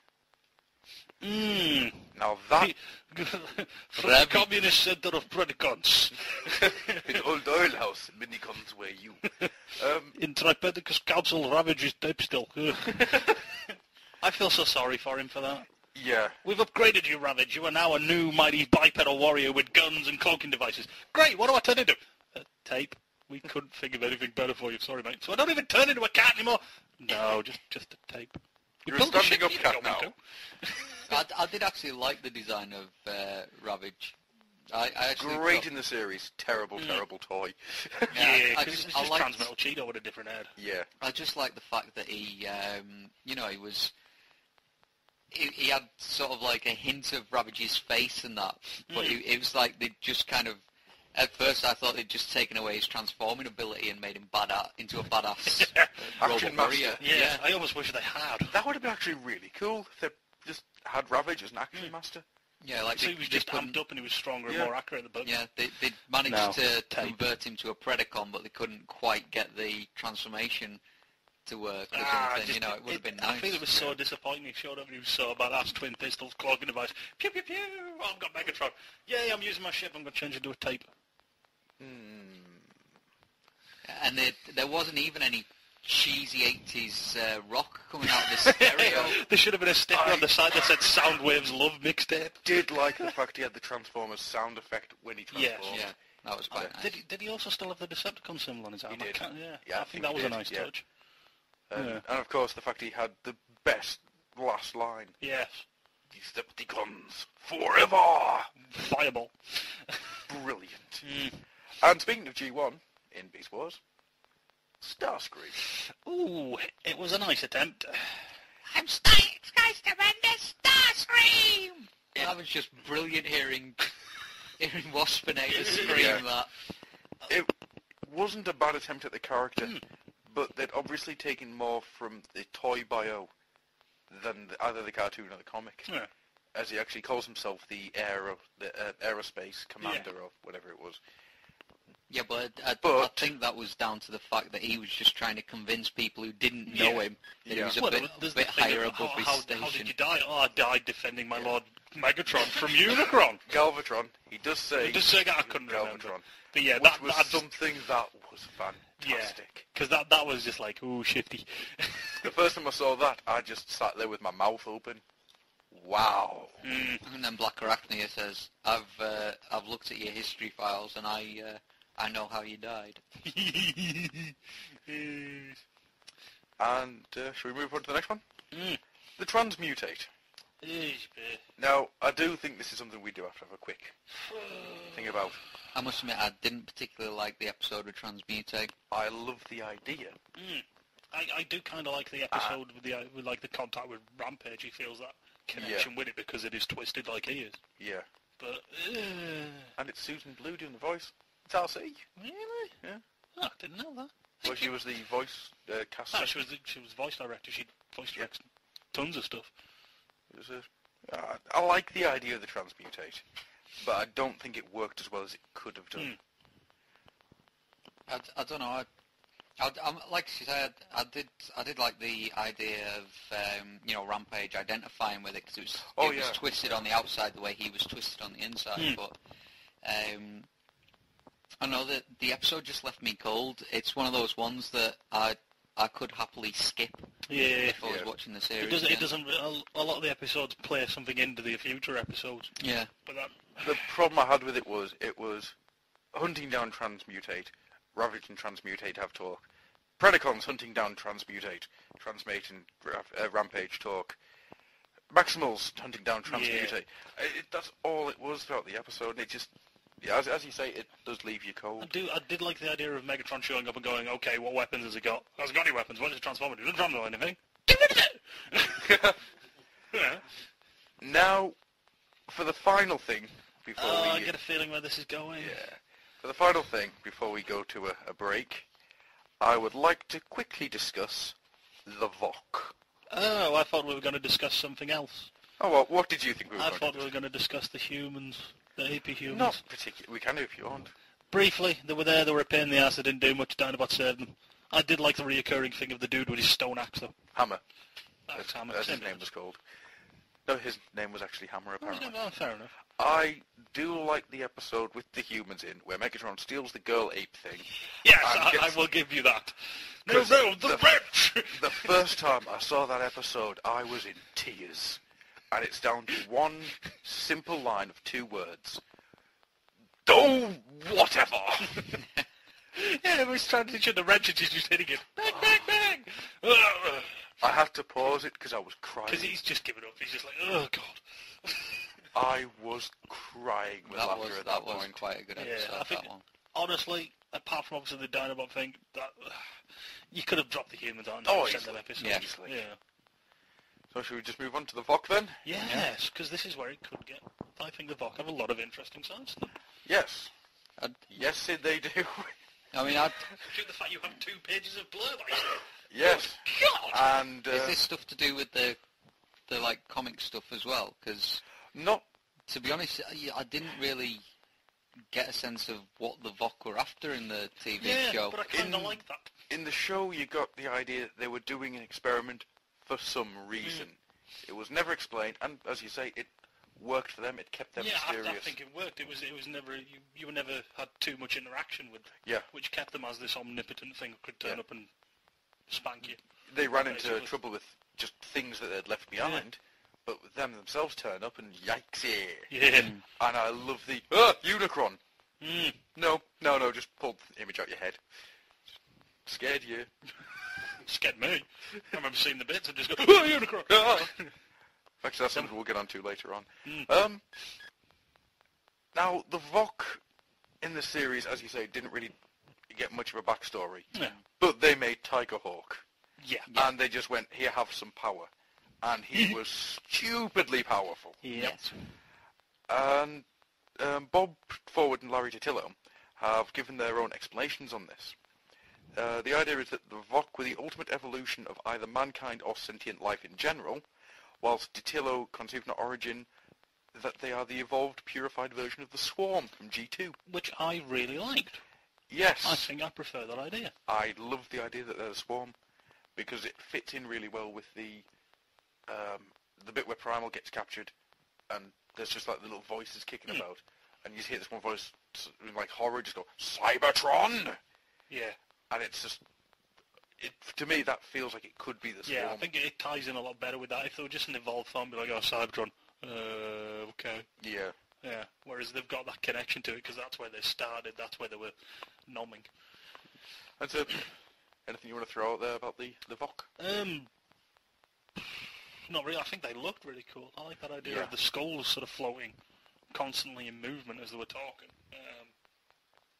But yet again, as I say, I like the fact that they were also kept very out of it. Yeah, It was never really like this week that. Primal goes and beats up the Vok. That would have been a horrible Yeah. episode. Because he's ass kicked. Rob? No, I mean, I don't know how I felt about the Vok. I mean, I like the fact that you had someone had been doing experiments on Earth, and you know the Maximals and Predacons kept having to deal with the stuff that had been left behind. But I don't particularly think the Vok needed to be there. You could have had it with just some kind of. Yeah. Could have just been. It could have just been somebody's left it. You know, you wouldn't have. I mean, okay, obviously you wouldn't have had Tigertron. Yeah. Who was an awesome. Tigerhawk, sorry. Tigerhawk, yeah. Who had, an awesome. Who was an awesome character in that, but I think you could have actually gotten away with just not having any mention of who had set the stuff and just having the mystery. I think the Vok were going to originally be a much bigger part of it than they ended up being. Because they did, I think it was the first episode got released, and they were on to filming the 5th or 6th or something like that. It might be slightly further on, but I know that they hadn't finished the series when the first one aired. And everyone went mental. And it wasn't until they got into season 2, I think, where they started sort of tying it up with G1.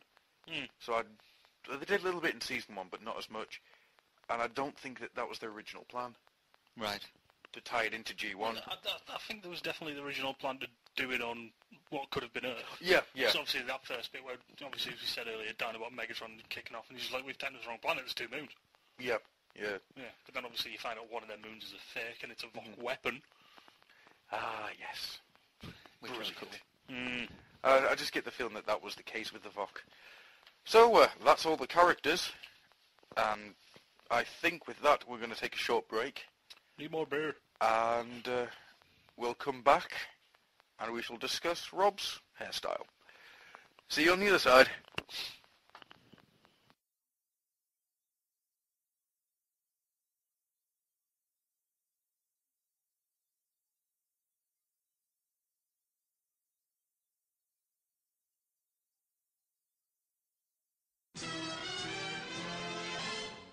In the beginning came the beasts and all that creeps, crawls, and flies. But nature lies, they're robots in disguise. Beast Wars, the next step in Transformer evolution, is here.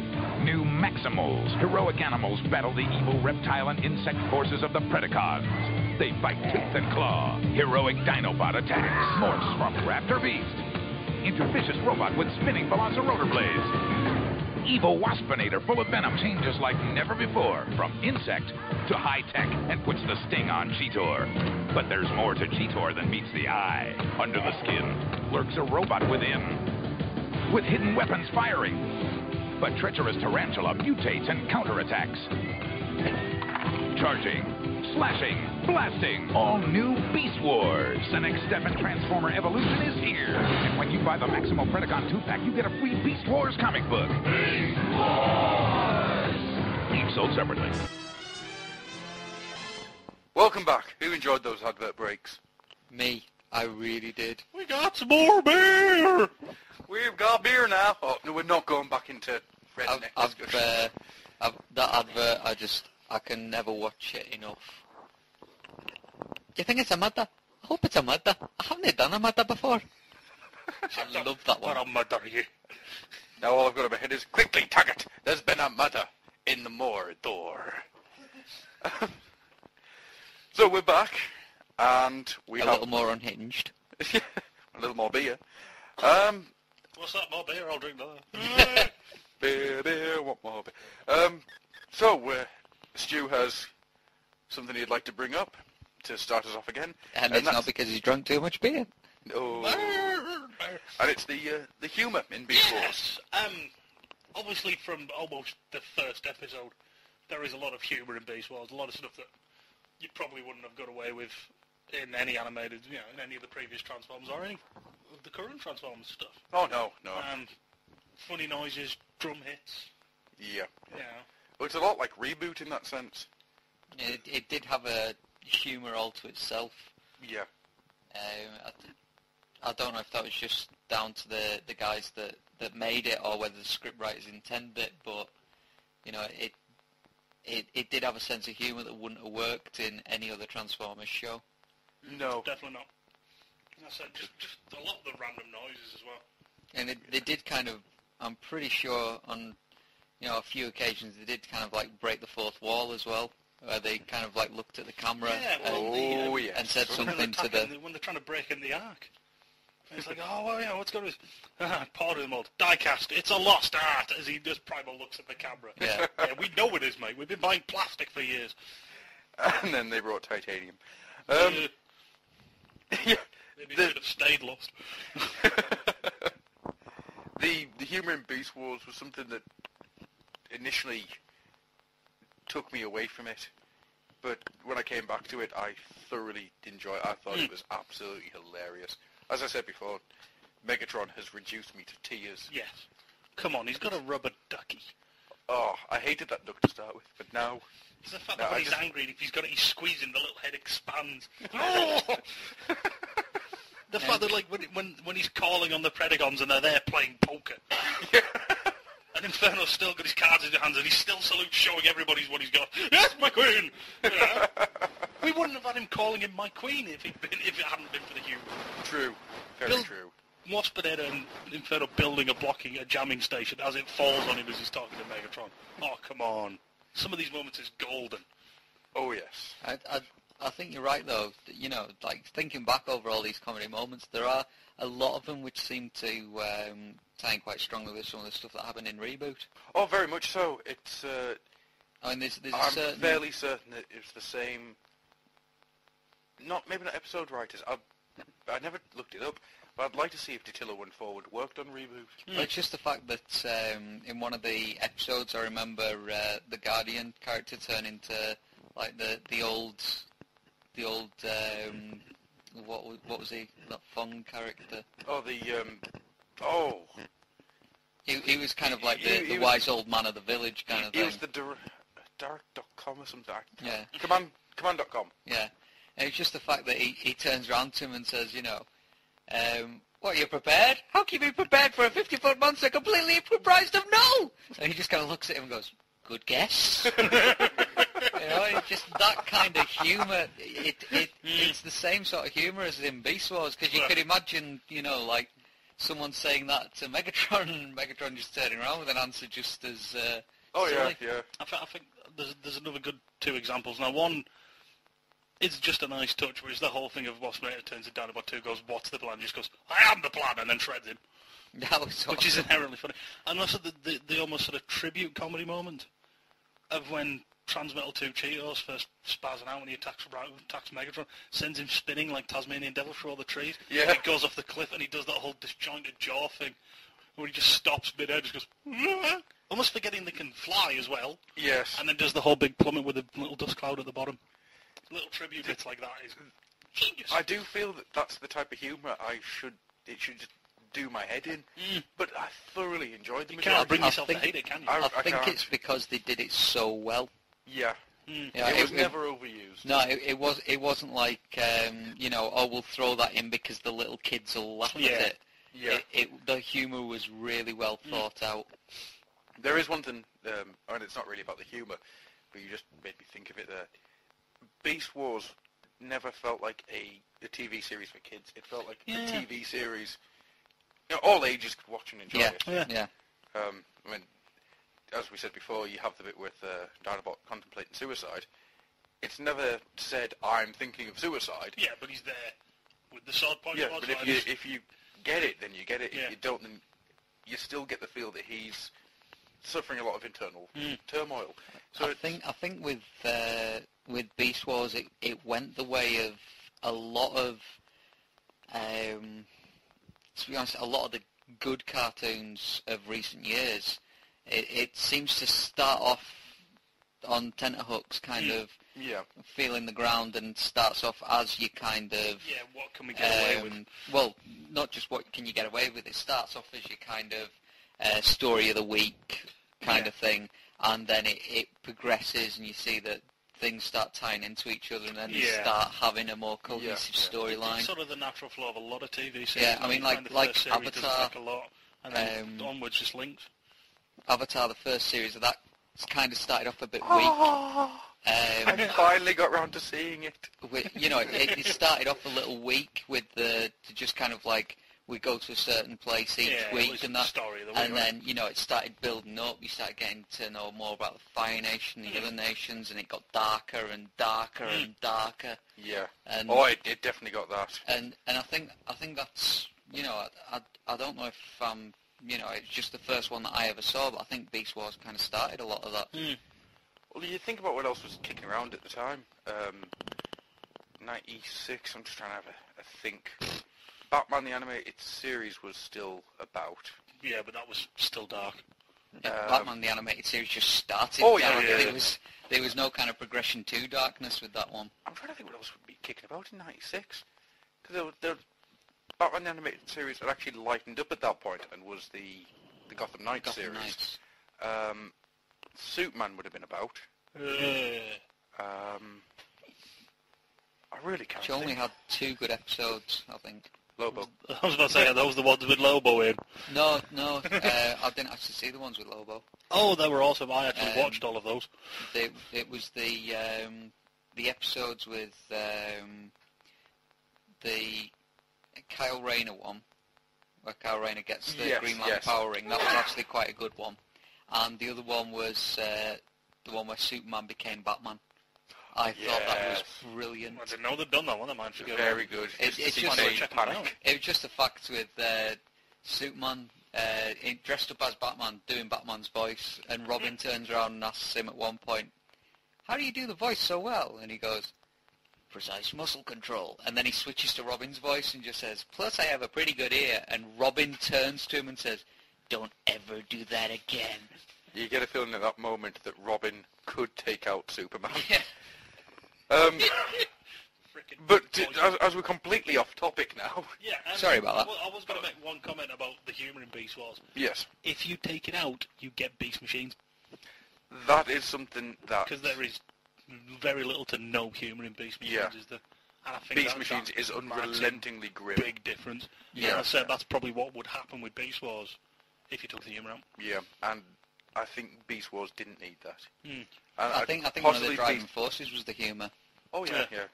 Come on, Rat Traps Were Gonna Die wouldn't have been in if it was But that's the thing. You actually felt compelled to watch more because it wasn't just the fact that it was a good series and you enjoyed watching it. Yeah, definitely. Well, I think we've managed to do 2 topics at once there, so yay! We'll just move straight on to Rob. Your favourite episodes? Oh, that's a tough one. Should we come back to you? Well, I could just cheat and say every episode with depth charge. No, that is cheating. That is definitely cheating. Because, I'm sorry, but just about every episode he's in, he's just awesome. Yeah. I would especially have to mention the second last episode where he actually dies. That one is just beautiful. It's a nice fight sequence, which leads up to a nicely done sequence as well. Well, it's just the fact that, that his parts in the episode, he makes the boob of going down there just because he ignores Primal and just, Protoform X is down there, and, the bomb goes off, so they have to spend time digging out the hole. Well, it's that part of it where he's just like, yeah, well, Rampage is down there, but you also know, but I'm sure he probably even mentions it, is that he's the only one that's got an underwater mode. Yeah, he's the only one that could successfully go underwater. He basically says, this is for the survival of everyone. We've got to put our differences aside. Yeah. You're the only one who can follow them underwater. And, he just basically, he kind of bites the bullet and says, yeah, okay. Mm. And then there's that fantastic fight scene underwater between the two of them. Yeah. Every time I watch that, and that final sequence where he's screaming, raw energy on straight through your spine, always stands the hairs up on the back of my neck. Yeah. It's just brilliant line. Oh, yeah. Brilliant episode. And as I say, there's just so many of them. The Dinobot clone one, I wouldn't say is one of my favourite episodes, but it's got one of my favourite bits of the series in it. What are you eating? Yeah, it's just like, what did you do with your clone? And you just see him like flick a bit of it out of his teeth, and he's like, he was delicious. And everyone's just kind of like going, ugh. Stu? Pulling the obvious ones out, Kura Hero. Yeah, I thought you would. Love it. Very nice episode. The episode where they introduce Rampage. Yeah. Just because I think for a lot of it, it's very atmospheric. You just see him in shadow. Yeah. A lot of dark lightning. It also reveals that sort of thing of maybe the Maximals aren't as clean as everybody thinks they are. Yeah. As Primal's getting rid of their dirty laundry. If for nothing else but the way it starts, last episode, I am the Alpha and the Omega. I was just like, as soon as that started, I was like, this is going to be good. Yeah, very much so. Obviously, it's the last episode. There's a lot of good work gone into it. That whole big fight scene at the end where even Primal's getting the snot kicked out of him. Yeah. Obviously, when Megatron merges his spark with the original Megatron. Yes. If only for Tarantula's betraying him and then utterly regretting it. Yeah, Dragon Bow. Oh, I just think he's awesome. Yeah. And obviously the stenographer of the episode. Yes, let's have a court case. Right, I need my gavel and my wig. We'll work out which episode that is, and I think that can get it. It's the first one where Tigatron shows up. Because they're having the trial and then he shows up to kick the daylights out of him. Unfortunately, you don't get a lot of time with Dragon Mode Megatron. No. Which I feel is a disgrace. I actually would like to mention one of my another depth charge one, but the one where he turns up, I think is a great episode. Mm-hmm. Just for the actual brutalness of the fight with Rampage. Yeah, the fact that Rampage pulls part of his face off and then shoots him in the head. Yeah, it's quite a brutal fight, and there's just those bits where it shows that he doesn't care. Yeah. He saw his internal computer saying, initiate repairs. Nope. Far too busy. It's the fact that he saves Cheetor, puts him on a rock, and then just kind of goes, I've saved you. Be happy. Yeah. Leaves him there. I'm going to have to go for a 3-part episode. Guess which one it is. There was only 2 3-part episodes. The Agenda parts 1, 2, and 3. Those 3 episodes are what dragged me back in. Because that's where you got that full inkling that it was connected to the original series. Yeah. That's when it was the first time it was just like bang, there's the arc. Yeah. Super. Everything else is hindered, but bang, arc. Yeah. And then because of that, it's I can't remember the name of the episode, but the one where Megatron blows the top of a mountain and then has a look at the data. Yeah, on the disc, and then it's changed. And it's just, for some reason, that one sequence just blew me away. Oh, it's very nice. Oh, as you say though, Rob, there are so many episodes to choose from, but I think I'm going to have to go for the Agenda Part 3. Just because of Decepticons forever! Yeah. I do love those 3 episodes just for the fact that, you know, you've got like all of the Maximals getting geared up because like, yeah, we're going home, you know, and just everything goes from bad to worse for them. I always love that image of Megatron standing on top of the Transwarp cruiser just going, hello, as he just comes over the cliff and you're just like, oh, fuck! Yeah, it just, you know, don't they lose the base and everything? It's like by the end of it, they lose everything. They've lost the axle on. Yeah. Oh, well, that leads on with that's in optimal situations. Basically, the 4th part of the 3-parter in the grand scheme of things. Yeah. I feel that needs a mention. That does lead to the fantastic episode with what's his face, Rat Trap in that little submersible, and the music that's playing. I love the fact that Silverbot's just sitting there going, what the hell? Yeah, so Silverbot's got the music coming through the communicator, he's just like, See, that's another great comedy moment. Yeah. Because at first you're just like, oh, it's the background music, and then you get Silverbot with it, and he's going, oh, it's not. I like to think that it's Rat Trap playing it through his audio systems, just for the comedy value of it. But yeah, optimal situation needs mention. Yeah. If only for the fact it's like, yeah, cool, there's Prime. Yeah. But when they merge the 2 Sparks and he starts coming out with very Prime-esque comments. Maximals, we've got to transform and roll out! It's just like, Yeah, that's the thing that bugs me about that. 'Cause when I got the toy, I completely forgot that he had 4 modes. Because it's like he hardly ever uses the tank mode. Yeah. He uses it twice, if I remember rightly. He uses it once to break out of the thing, and then when Cheeto gets him shot up, he trundles off on it because he can't fly. That's why would you be a truck when you can be a jet? Yeah. I love the toy to bits. On a quick side note, I know you probably have. But Rob, have you ever seen the titanium Optimus Primal figure? No, I haven't. Would you like one for Christmas? Would you like the most metal thing you can get? Yes. It's metal for 2 reasons. It's entirely metal, and it's nothing but disappointment. It doesn't transform. It falls in its face. Well, if you put it like that, then no, I don't want it. Too late, you agreed. Damn you!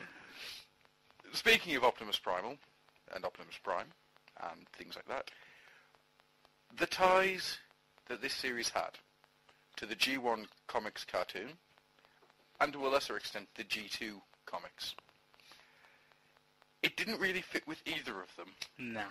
But I have a good reason why it didn't. Yeah. Because it was a paradox. Because they went back and started changing things so it wouldn't quite fit with interesting idea. Because you did actually mention earlier the fact that he blows the top off a mountain, he does, and that mountain had a peak in the data disk, and then when he shot it, the peak disappeared. I also counted with one of my own, because there is so much difference. Because the Great War to them is legend. Yeah. That's how you can sort of blur the context between the connection. Yeah. Because to them it's all in the past. It's not current events. It's all long ago spoken of. Yeah. Yeah. That's why I think you can have a little bit of blurring, but obviously some of the things are too obvious to avoid. Like they use the term, by Primus. The Covenant of Primus. Yeah. That's only ever been in the comics. It's never been the cartoon.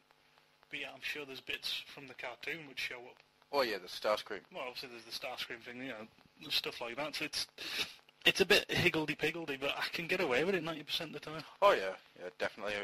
I just find it quite strange that they took parts from here, parts from there, rather than going, this is one solid continuity. And I do find it fantastic that if you look at it in the way that it ties into the cartoon, what you have at the end of Beast Machines is a 15-year-long story. And that is fantastic. How so? Hang on. How well, in the sort of in the continuity, it's much more obviously. And watching it, obviously, it isn't 15 years, but it started in 1980, or maybe 11 years then. Started in 1984, went right up to when did Beast Machines finish? Actually, Oh, jeez. 99, 2000. Yeah, I think so. So that's one hell of a long time for a show. Yeah. But yeah, it doesn't really work, to be honest. I mean, it doesn't fit enough into the G1 cartoon. It's kind of like mismolded Lego blocks. Kind of clicks. But it's never going to be complete. Rob? I liked it. I mean, the fact that I only really watched the G1 cartoon as a kid and never really had the comics or anything. So for me, a lot of the timelines and stuff, I'm not, up to speed on. Yeah. So for me, a lot of it, was there was some bits I recognised from the cartoons, but the stuff from the comics, it didn't really affect me because I didn't really know about it. So for me, it all just fitted quite nicely. Okay. As I say, I kind of, anything that was sort of different, I just kind of got, it just came through to me as, well, that's because it's a paradox and they've changed something. Yeah. I quite like that idea, actually. It could have been a comics continuity, but because they changed things, it's actually more of the cartoon continuity. Yeah. It's a nice idea. Yeah, I really like that. I do have them now and again. Well done. Here, the Rob, have a trophy. Ooh, it's shiny. I don't get no trophy. You didn't come up with an idea like that. It was a good idea, but it wasn't trophy worth. Right. Bums to you, sir. As we seem to have shot through the last few parts that we had, I think we should have a quick thought on the IDW Beast Wars. Ooh. Feel free, please go ahead. Obviously this was the attempt to do a comic series based on Beast Wars. Yes. I think it was a very brave attempt with many ideas that worked quite well. Yes. Because they managed to tie in a lot of the stuff from the Japanese Beast Wars, which I've still not seen. I'm sure I've got a copy of somewhere, but I've still not seen. I think a lot of it works really well. I like the idea of them being slightly out of phase. Yeah, that was a very high concept idea that works very well. Yeah, so they could see, like, as they're doing when the first show up, Depth Charge showing up. Yeah. And later on, think of, oh my lord, one of the combatants, and he's like, there's Depth Charge. That's fine, we're like that much out of sync. Yeah, they can. And then him going and stealing Megatron back into his time phase. Genius.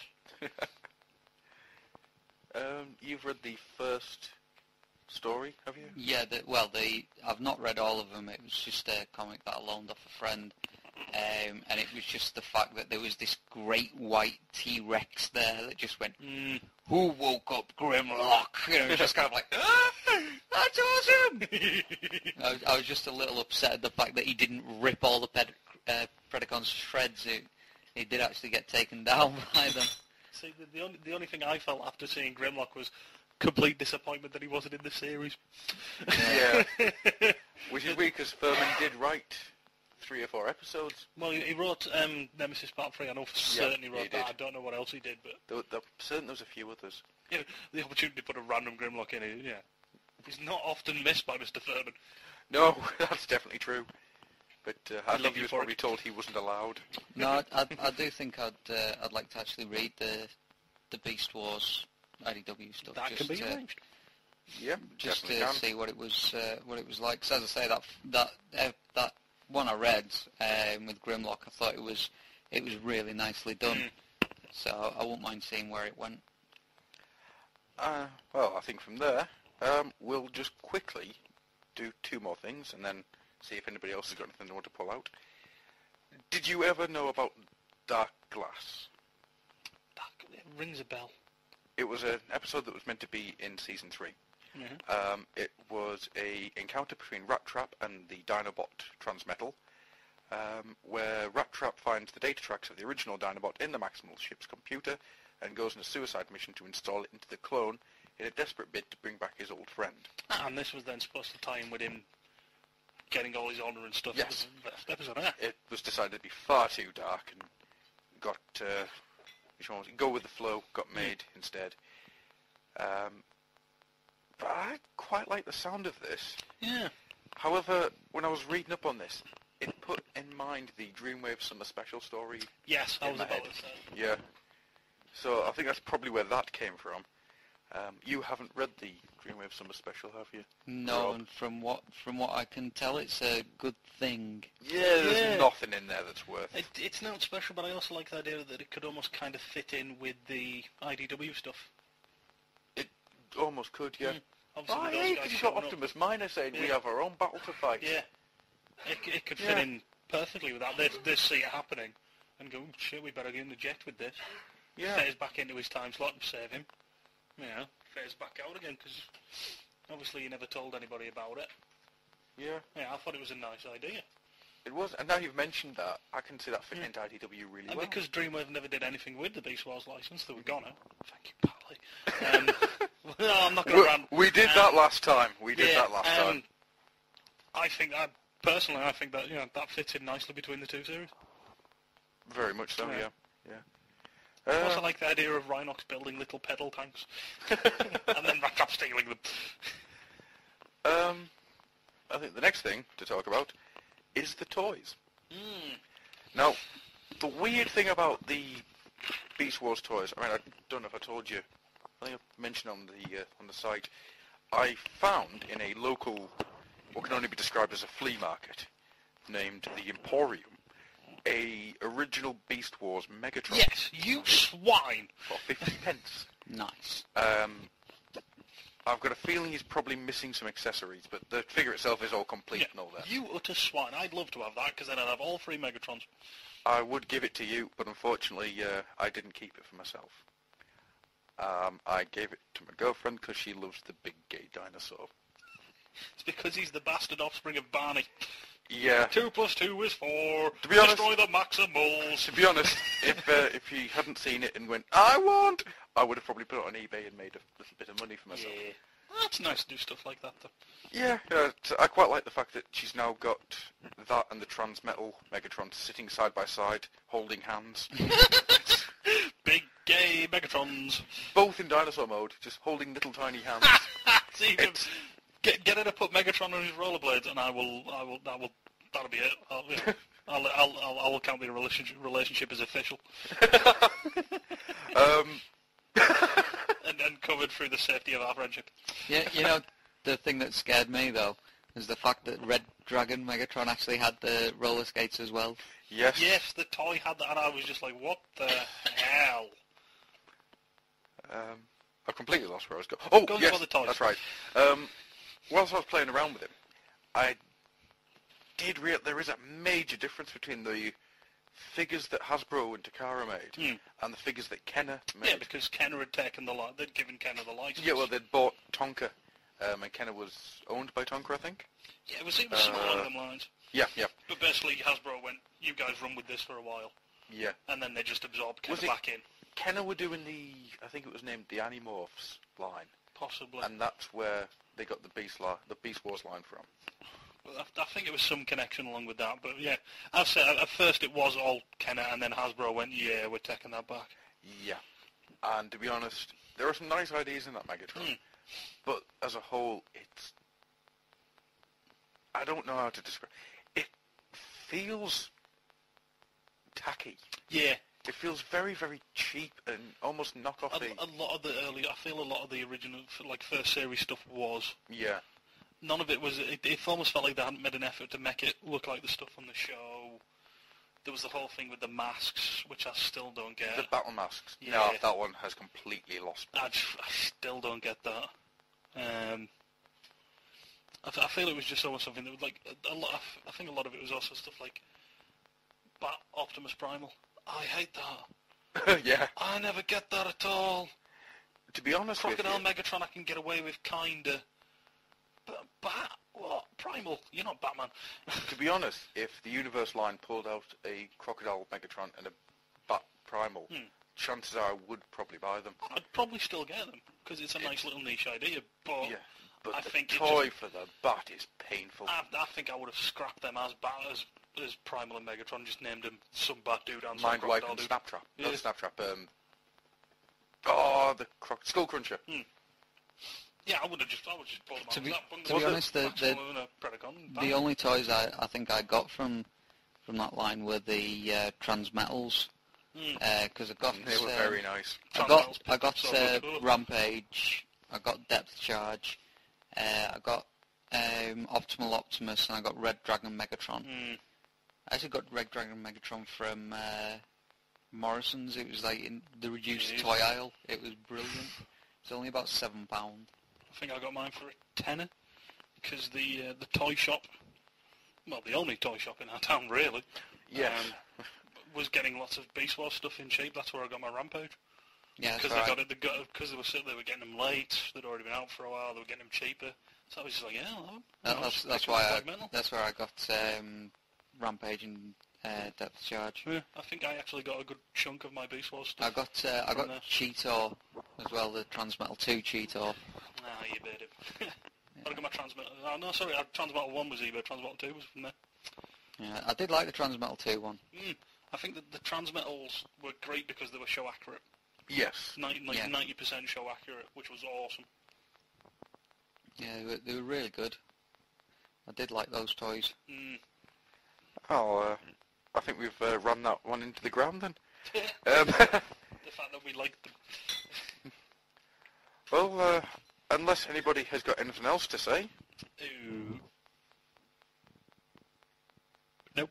I think I had something, but I can't remember.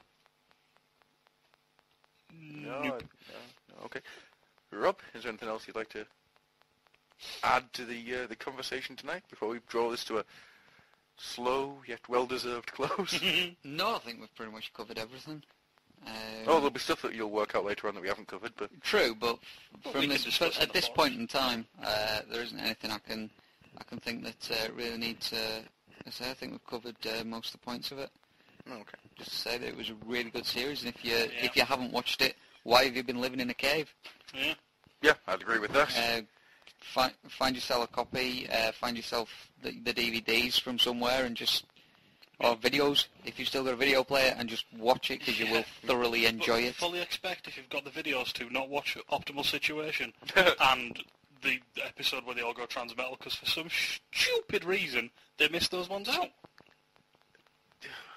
Yeah, my video collection is complete, save those 2 episodes.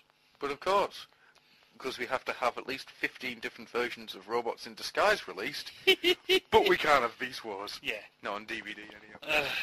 That still bugs me, yeah. There's at least 4 different versions of Robots in Disguise, and now there's even Beast Machines, and still no Beast Wars. Yeah. Come on! Oh. Curse you, whoever you are. Whoever's got the license to produce it in the UK, get on your ass. I've just realised Sony must have owned the rights to Beast Machines. Yes. Because they came out and Sony... Was it Sony or was it Paramount that did the Transformers movie, the live-action movie? It was Paramount who did the live-action movie. Right, I'm completely off track then. Doesn't matter. I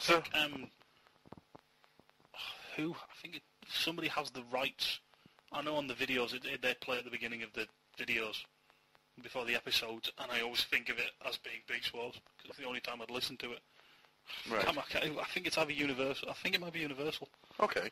So yeah, I think you're right. I think you're right. It's Universal. Yeah. But they need to pull the fingers out and get it released in the UK. Yeah, I agree. It's like, I could get a region-free DVD player. Yeah, I could reprogram my DVD, but I'd rather just get a UK release. Yeah, I would have preferred that myself. That just seems to be the thing in this country. They don't care about that sort of thing. They'll release a random DVD with 5 episodes on for kids. Yeah. Yeah. But, for anyone who wants to actually collect it, they won't give you the box set with every Volume episode. 1 and Volume 2. These 5 episodes are not connected to these 5 episodes in any way. Well, do you remember the Beast Wars Volume 1? The Agenda Parts 1, 2 and 3 in Deep Metal? I've got it. No. In fact, I was watching it not but today. If I take a little wander over to the pile of DVDs... A skadoosh! Wow, that's the one. Volume 1, which starts off with the agenda. So that's, end of Season 2. Yes. Thank you, Universal. And then to top it off, the artwork on it's useless because there's a picture of Dinobot on the back. He's been dead! He's been dead for like 6 episodes! See, that's something that really confused me when I bought that DVD from I can't remember the name of the shop. It was probably Virgin/Savvy, because that's where I got mine. No, it wasn't. It was No? spot that sold cheap DVDs and then went out of business. Unfortunately. Oh, Music Zone. Music Zone, that's the one. That's where I got it from. Got it for £2. £5 then discount, so... Four. Yeah. Right, well, with that, I think we'll draw the Beast Wars roundtable discussion to a close, and we'll finish with our one and only listener question. Stu, do you know who, what it was they said? This was a post from Monstructor. Yes, I think that's right. Yeah. Asking, after Revenge of the Fallen, do we feel burnt out over Transformers? Let's start with you, Rob. No, I mean, I think after that film, it made me want to watch stuff like Beast Wars, the original series, and that, just to remind me why I liked Transformers. Sort of wash the dirty taste out of your mouth.